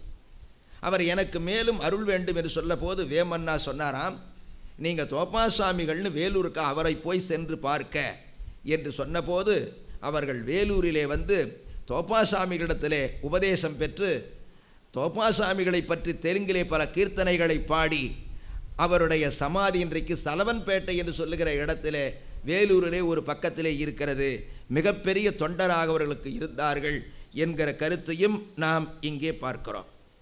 இனி அடுத்த நாதிலே சித்தநாதர் என்று சொல்லக்கூடிய ஒரு பெரியவர், அவரும் இவரிடத்திலே வந்து சேர்ந்து சித்தநாதர் என்று சொல்லக்கூடியவர் தோப்பாசாமிகளிடத்திலே அருளுடையவர்களாக வந்து அவருடைய அருள் நோக்கத்துக்கு ஆளாகி அவர்கள் அங்கே இருந்த காலத்திலே சுவாமியினுடைய இறுதி கட்டம் வருகிறது என்பதை குறிப்பாக புரிந்து கொண்டு இவர்களுக்கு ஒரு சமாதி கோயில் அமைத்து விட வேண்டும். எந்த இடத்திலே அமைப்பது என்று கேட்டபோது அவர்கள் ஒரு இடத்தை காட்ட அந்த இடத்திலே போய் சமாதி கோயிலை கட்டுகிறார். அந்த சித்தநாதர் இருந்த மேற்பாவை பார்க்கிறார். சாமி கோயில் நல்லா கட்டியிருக்கா என்று தோப்பா சாமிகளை அழைத்து சென்று காட்டுகிற போது அவர் பார்த்துவிட்டு இது சமாதி கோயிலாக இல்லை, எளிவளை போல இருக்கிறதே, இதை மாற்ற வேண்டும் என்று சொல்லிவிடுகிறார். பிறகு அவருடைய உள்ளத்தை தெரிந்து கொண்டு திருமந்திரத்திலே ஒரு பாட்டு வருகிறது, எத்தனை சான் நீளம் எத்தனை சான் அகலம் இருக்க வேண்டும், எப்படி அமைக்க வேண்டும் என்று சமாதியை கோயிலை கட்டுவதை பற்றி திருமந்திரத்திலே சொல்லப்பட்டிருக்க செய்தி இருக்கிறது. அதை அறிந்து கொண்டு அந்த வகையிலே அமைக்கிறார்கள். இதை பார்த்துவிட்டு சரியாக இருக்கிறது என்று சொல்ல சாதாரண வருஷம் பங்குனி மாதம் வளர்பிறையிலே ஒரு ரேவதி நட்சத்திரத்திலே நான் செல்லப்போகிறேன், உடன் வருகிறீர்களா என்று கேட்கிறார்கள். அடியார்களுக்கு புரியல. செல்லப்போகிறேன் வருகிறீர்களா என்று கேட்கிறார்களே, எதைக்கு கேட்கிறார்னு புரியல. அவர் அமர்ந்திருக்கிற இடத்திலே இருந்து அந்த காவாங்கரை இன்னைக்கு இருக்கிறது, அந்த காவாங்கரை விரல் நடந்து போய் நான் போகப் போகிறேன் உடன் வருகிறீர்களா என்று 2 முறை கேட்டு யாரும் அது புரியாத காரணத்தினாலே அவர்கள் நேராக திரும்பியும் அந்த இடத்திற்கு வந்து சமாதி கோயில் கட்டப்படாது உள்ளே இறங்கி அமர்ந்து அப்படியே நிஷ்டையிலே இருந்து ஜீவசமாதி அடைந்து விட்டார்கள் என்பதை அவருடைய வரலாற்றிலே இருந்து தெரிந்து கொள்ளுகிறோம். அதற்கு பிற்பாடு அந்த சித்தர் என்று சொல்லுகின்ற சித்தநாதர் என்பவர் செய்ய வேண்டிய கடமைகளை எல்லாம் மிக அற்புதமாக செய்து அதை கோயிலாக அமைத்து நிறைவு செய்கிறார்கள். இனி 2 விஷயம் சொல்ல வேண்டியிருக்கு. ஒன்று, மோட்டூர் சாமிகள் என்று சொல்லக்கூடியவர் ஒருவர் வருகிறார். பாலாத்தங்கரைக்கு வடக்கு பக்கத்தில் ராணிப்பேட்டைன்னு இருக்குது ஒரு ஊர், நவாலாக் ராணிப்பேட்டைன்னு பேர். அந்த ராணிப்பேட்டையிலே ஆற்று சுவாமிகள்னு ஒருத்தர் இருந்தாங்க. அவர்களுக்கு குமாரசுவாமிகள் என்று பெயர். அவர் பாலாத்தில் உட்காந்துருப்பாராம். வெள்ளம் வந்தால் வெள்ளம் விலகி ஓடுமா அவர் மையத்தில் உட்காந்துருப்பாராம். வெள்ளம் அவர் ஒன்றும் பண்ணுறதில்லை. இது மழைக்காலத்தில் உட்காந்துருக்கணும். கடுமையான வைகாசி மாதத்திலே கொளுத்துகிற வெயிலிலே கூட ஆற்று மணல் தான் உட்காந்து தவம் பண்ணுவாராம். மிகப்பெரிய தவயோகி. அவருடைய சமாதி கோயில் இன்றைக்கு ராணிப்பேட்டையிலே ஒரு பகுதியில் அமைந்த குமாரசாமி மடம் என்று அதற்கு பெயர். அந்த பெருமகனார் அங்கே உட்கார்ந்துருக்கிறார் ஒரு அரச மரத்தடியில். இந்த மேட்டூர் சாமிகள் அங்கே வருகிறார்கள். இவரை பார்த்த உடனே அவருடைய குறியீடெல்லாம் பார்த்தா ஒரு நல்ல ஆன்மா என்று தெரிகிறது. அவர் சொல்லுகிறார், அப்போ அவர் மொச்சக்கொட்டை சுண்டல் சாப்பிட்ருக்கிறாராம் நம்ம குமாரசாமிகள். சாப்பிட்டுங்கிற சுண்டலில் ஒரு 10 சுண்டல் எடுத்து கொடுத்து இதை சாப்பிடு, இதை சாப்பிட்டு கொண்டே நீ வேலூருக்கு போ, சைதாப்பேட்டையில் தோப்பாசாமிகள் இருக்கிறார்கள், அவரிடத்திலே சரண் புகு, அவர்தான் உனக்கு ஞானாசிரியர் என்று சொல்ல அவர் அங்கே சென்று அவருடைய அருளாற்றலை பெற்று அவருடைய உபதேசத்தை பெற்று பிற்பாடு அந்த மடத்தை நிர்வாகம் செய்கிற தூய்மை செய்கிற பணியாளராக விளங்கினார்கள் மேட்டூர் சாமிகள் என்ற வரலாறும் ஒன்று அங்கே காணப்படுகிறது. அதுக்கப்புறம் தெய்வசிகாமணி சுவாமிகள்னு ஒருத்தர் வருகிறார். அவர் ஈசானிய மடம் ராமலிங்க சுவாமியிடத்திலே பயிற்சி பெற்றவர்கள். அவர்கள் இந்த பெருமை அறிந்து அங்கே வந்து மேட்டூர் சாமிகளிடத்திலே பயிற்சி பெற்று அந்த சமாதி கோயிலை எப்படி நிர்வாகம் செய்வது என்று கற்றுக்கொண்டு அங்கே இருந்து பல ஆண்டுகள் தொண்டு செய்து அவர்கள் சமாதி அடைந்தார்கள். அந்த சமாதியும் நம்முடைய தோப்பாசாமிகள் சமாதிக்கு பக்கத்திலே அமைந்திருந்தது என்பதையும் வரலாற்று குறிப்பிட்டு காட்டுகிறது என்பதை பார்க்கிறோம். இப்படி இருக்கிற போது வடநாட்டிலே இருந்து 2 துறவிகள் வருகிறார்கள். காட்பாடி என்ற காங்கேயனல் அந்த பகுதியிலே வந்தவர்கள் தங்கியிருக்கிறார்கள். அங்கே ஒரு இடத்துல நள்ளிரவு நேரத்திலே வடநாட்டு காசியை சார்ந்த அந்த துறவிகள் அவர்கள் தங்கியிருக்கிறார். அவருடைய கனவிலே ஒரு பாலகுமாரனாக நிர்வாணத்தோடு கூடிய ஒரு சாமியாருடைய காட்சி அவர்கள் கனவிலே வருகிறது.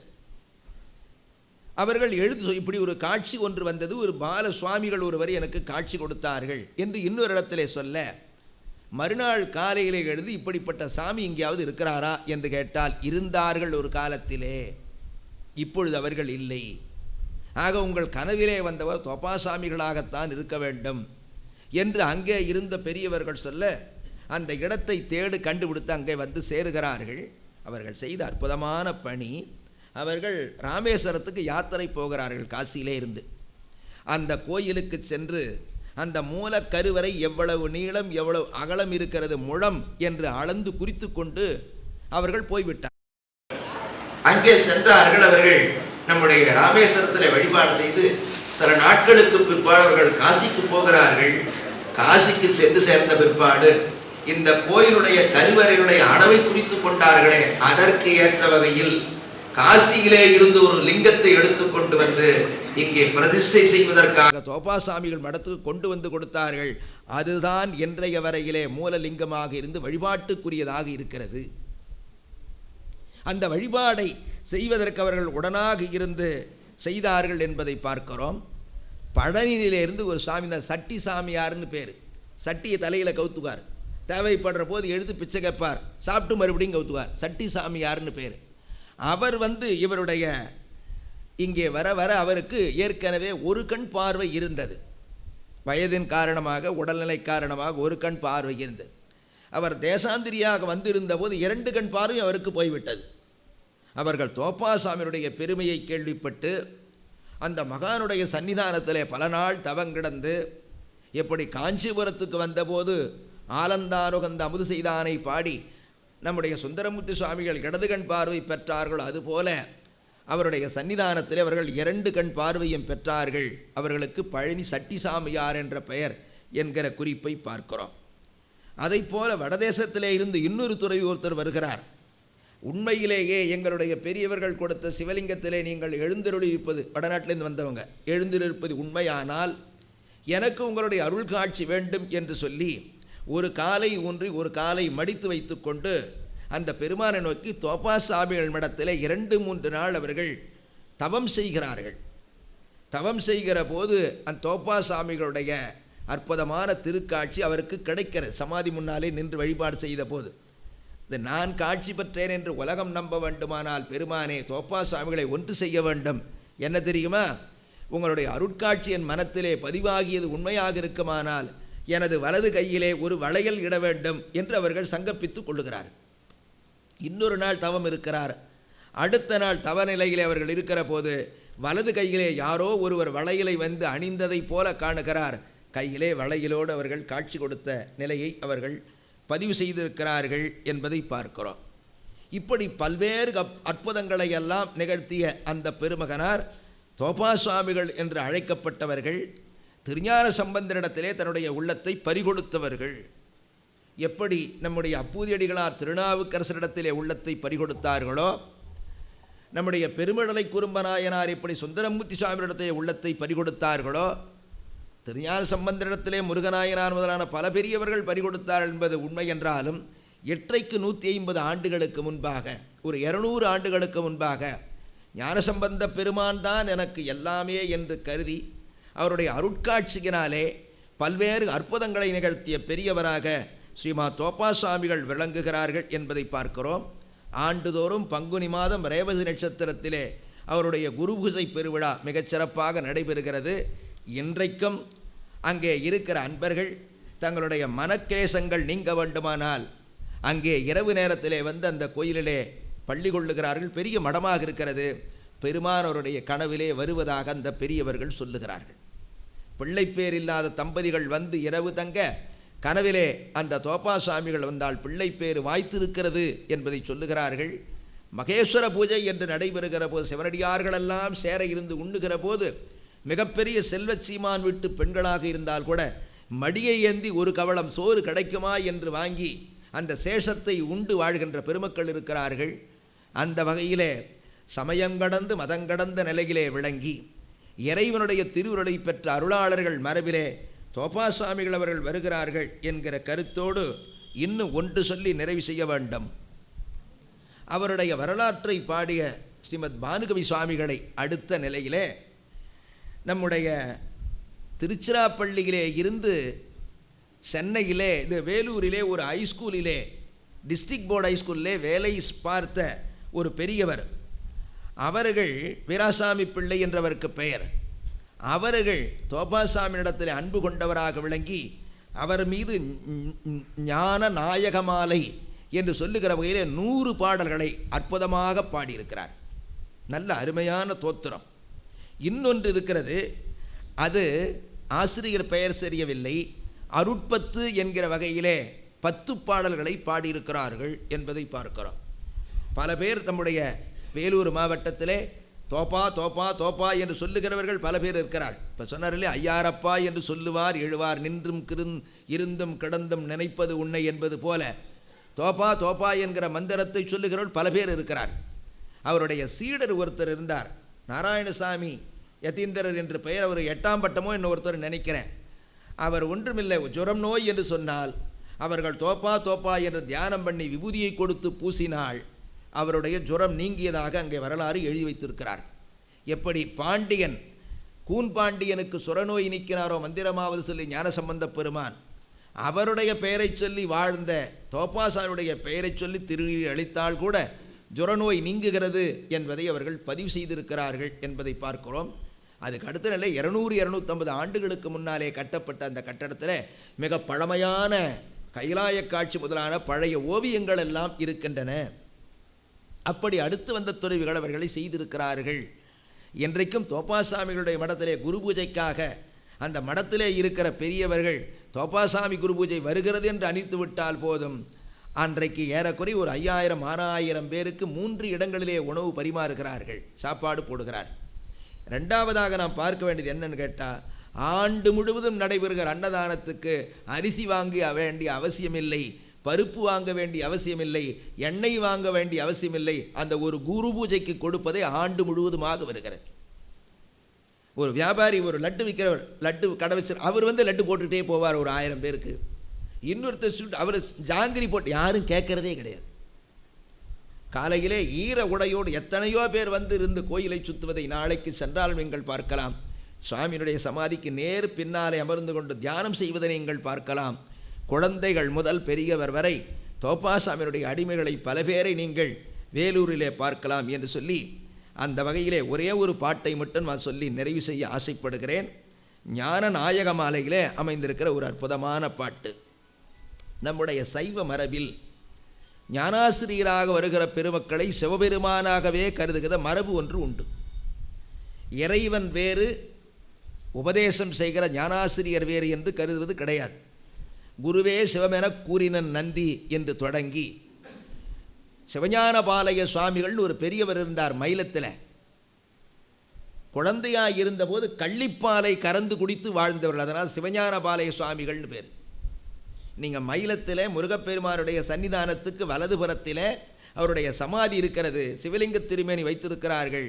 முருகப்பெருமானுக்கு செய்கிற வழிபாட்டிலே ஒரு இம்மி அளவு கூட குறையாது சிவஞானபாலய சுவாமிகளுக்கு வழிபாடு நடைபெறுகிறது என்பதை நீங்கள் பார்க்கலாம்.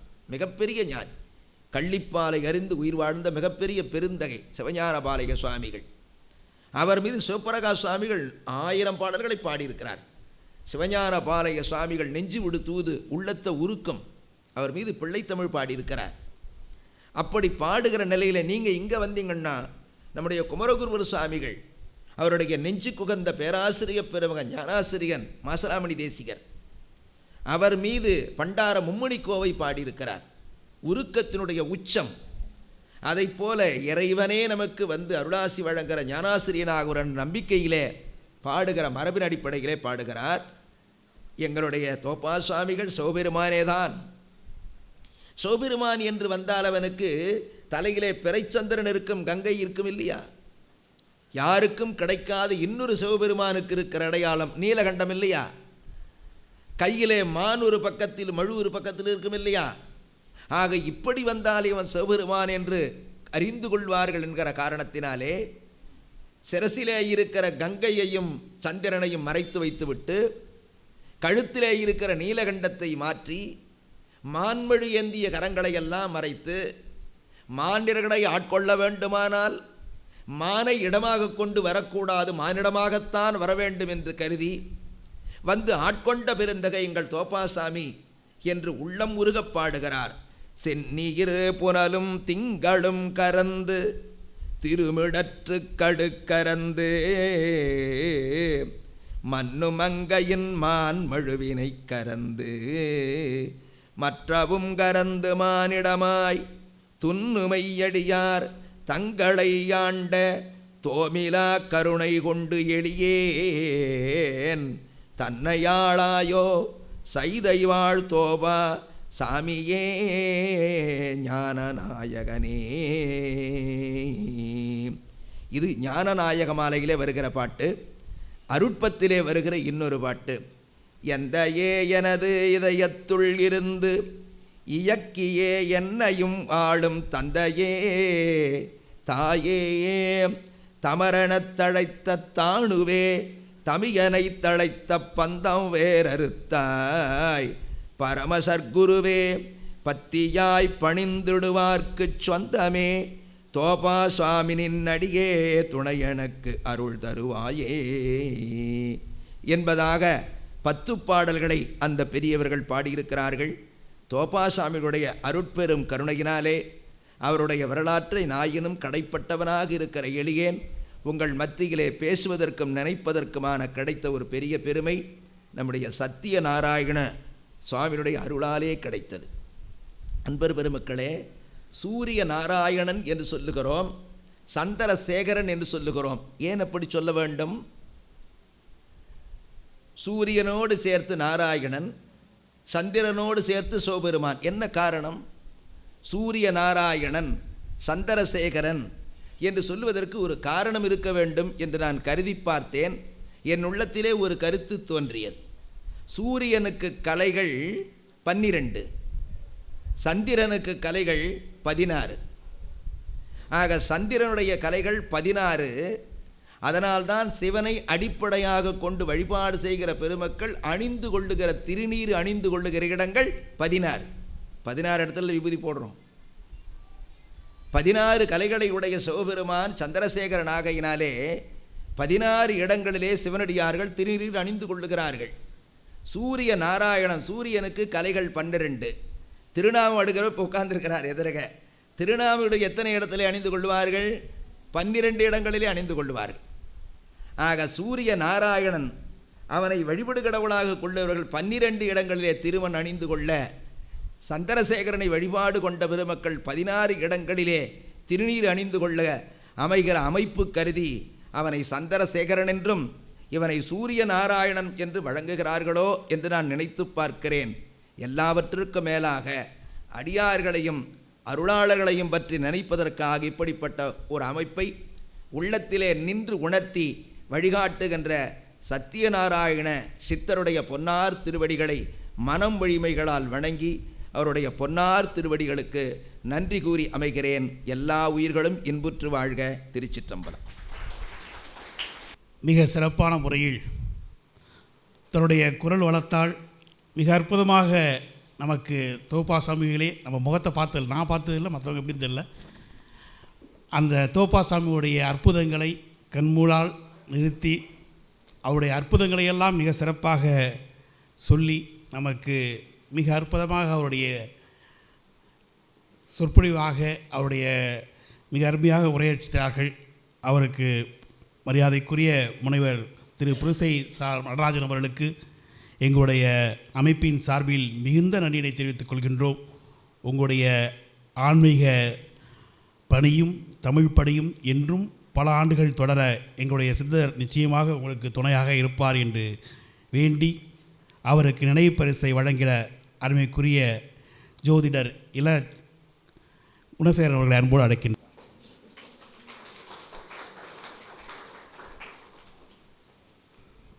இந்த பணிகளெல்லாம் தொடர்ந்து நடைபெற இன்றைய தினம் ஓய்தலாக இருந்து வழங்கி கொண்டிருக்கின்ற அருமைக்குரிய ஐயா சாலியமங்கலம் குழந்தைவேலு அவர்களுக்கு ஐயா புலவர் கந்தசாமி அவர்கள் நினைவு பரிசினை வழங்குவார்கள்.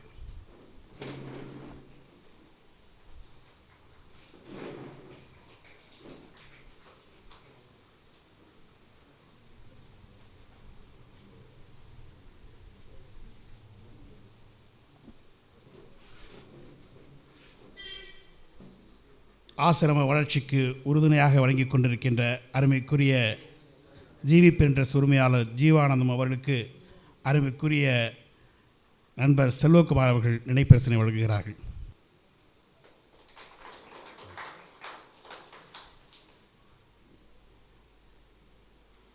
என்னுடைய இனிய நண்பர் பல ஆண்டுகளாக நண்பராக வழங்கி கொண்டிருக்கின்ற தினமனுடைய எக்ஸிக்யூட்டிவ் திரு சத்தியமொழி அவர்களுக்கு கவிஞர் நா விஸ்வநாதன் அவர்கள் சிறப்பு செய்கிறார்கள்.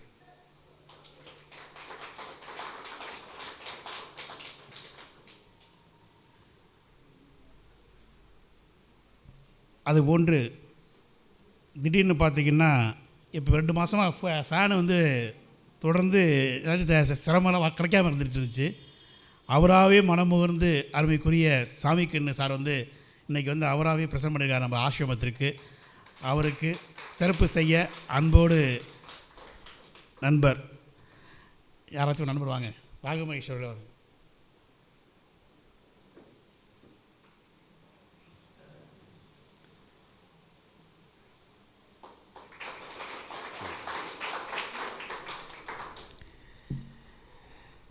அடுத்த மாதம் 4ஆம் தேதி நடைபெற இருக்கின்றது.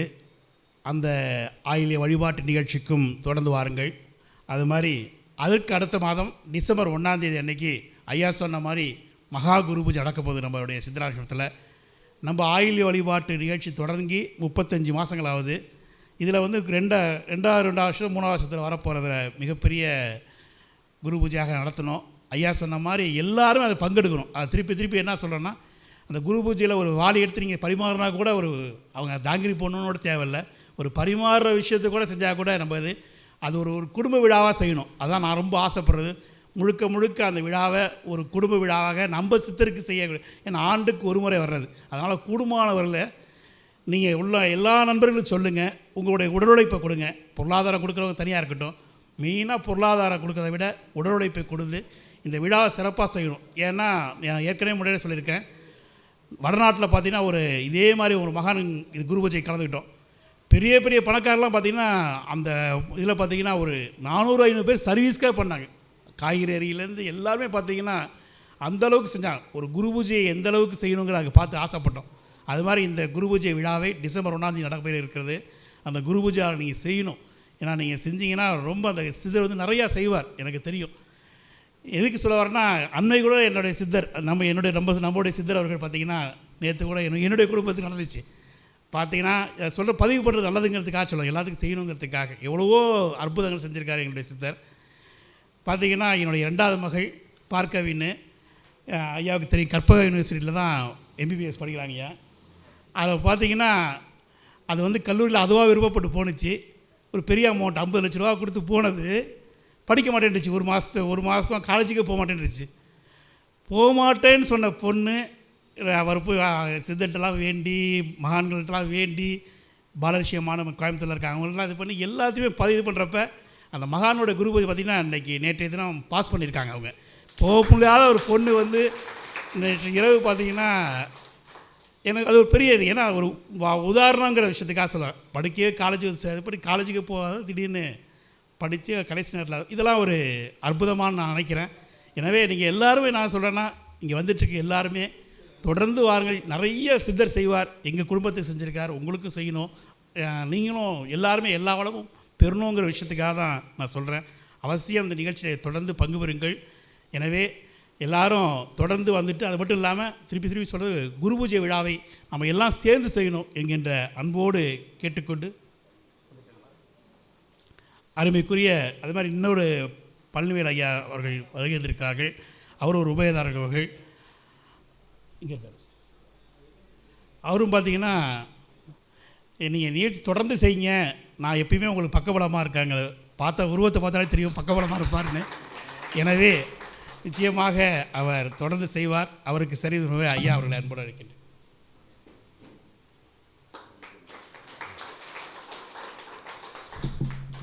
முறையாக நன்றி உரை கூற இப்போ வழக்கம் போல் நன்றி உரை சொல்கின்ற அருமை நண்பர் செல்லதுரை அவர்கள். யாராச்சும் புதிய நண்பர்கள் வந்தாங்கன்னா இப்போ முகவரி எழுதினா நல்லாயிருக்கும். ஏன்னா அந்த மாதம் நிகழ்ச்சிகளை அனுப்புவதற்கு ஏதுவாக அமையும். எனவே யாராச்சும் இருந்தீங்கன்னா புதிய முகவரிகளை பதிவு செய்யுமாறு அன்போடு கேட்டுக்கொள்கின்றேன். இப்போது முறையாக நன்றியுரை நிகழ்த்த அருமைக்குரிய செல்லதுரை அவர்கள் அன்போடு அழைக்கின்றேன். அனைவருக்கும் என்னுடைய பணிவான வணக்கங்கள். அருமையான இந்த மழைக்கால ஆயில்ய தொடர் ஒரு கைலாய மலையும் திருவண்ணாமலையினுடைய உரையோடு தொடங்கி இருக்கிறது. மிக அற்புதமான தன்னுடைய வெங்கல குரலால் தோப்பா சுவாமிகள் பற்றி மிக அருமையான ஒரு உரையை நாம் செவிமடுத்தோம். சித்தர்கள், மகான்கள் இவர்களுடைய லீலைகளை எல்லாம் நாம் எவ்வளவு வேண்டுமானாலும் கேட்டுக்கொண்டே இருக்கலாம். பொதுவாக ராமாயணம் படிக்கக்கூடிய அல்லது அதை பற்றி பேசக்கூடிய இடங்களில் பகவான் ஹனுமான் இருந்து கேட்டுக்கொண்டிருப்பார் என்பது ஒரு உயர்ந்த நம்பிக்கை. அதைப்போல இந்த மன்றத்தில் உயர்ந்த மகான்களை பற்றியெல்லாம் பேசி கொண்டிருக்கிற பொழுது நிச்சயமாக அந்த மகான்கள் இங்கே தரிசனம் தந்து கொண்டிருப்பார்கள் என்றே நான் நம்புகிறேன். அதிலும் குறிப்பாக சுவாமி தோப்பா அவர்களுடைய லீலைகளை எல்லாம் பார்க்கிற போது, அவருடைய வரலாறை சொல்லி கொண்டு வந்திருக்கிற போது, பக்தர்களிடத்தில் அவர் தொடர்ந்து எந்த விதத்திலும் நல்லவர்கள், தீயவர்கள், விரும்பியவர்கள், விரும்பாதவர்கள் இவர்களையெல்லாம் அவர் தேடி தன்னுடைய வல்லமையை வெளிப்படுத்தி இருக்கிறார். தன்னுடைய அருளாசியை தந்திருக்கிறார். தொடர்ந்து அவர் இஸ்லாமியர்களுடைய மத்தியில் உரையாடியதில் கூட அவர்களை விரும்பி தேர்ந்தெடுத்ததாகவே நான் நம்புகிறேன். அங்கெல்லாம் தகுதி உடையவர்களிடத்தில் மட்டுமே இறைவன், அல்லது தேவையானவர்களிடத்தில் மட்டுமே இறைவன் தன்னுடைய வல்லமையை தருகிறான் என்றே நான் நம்புகிறேன். அதை போல என் அருமை நண்பர் செலியன் அவர்கள் தன் வாழ்க்கையில் நடந்த ஒரு சமீபத்திய அனுபவத்தை, நிறைய அனுபவங்கள் உண்டு, அது குடும்பத்தினுடைய ஒரு திரைப்படமே எடுக்கலாம், அந்த அளவிற்கு உண்டு. சமீபத்திய ஒரு அனுபவமாக அவர் சொன்னது முற்றிலும் உண்மை. அதை போல ஒரு தகுதி குறைந்த ஒரு ஆன்மாவாக இருக்கக்கூடிய என்னுடைய வாழ்விலும், தகுதி நிறைந்த பெருமக்களாகிய உங்களுடைய வாழ்விலும் தோப்பா சுவாமிகள் அவருடைய வல்லமையை தருவாராக என்று வேண்டி நிறைவு செய்கிறேன். நன்றி, வணக்கம்.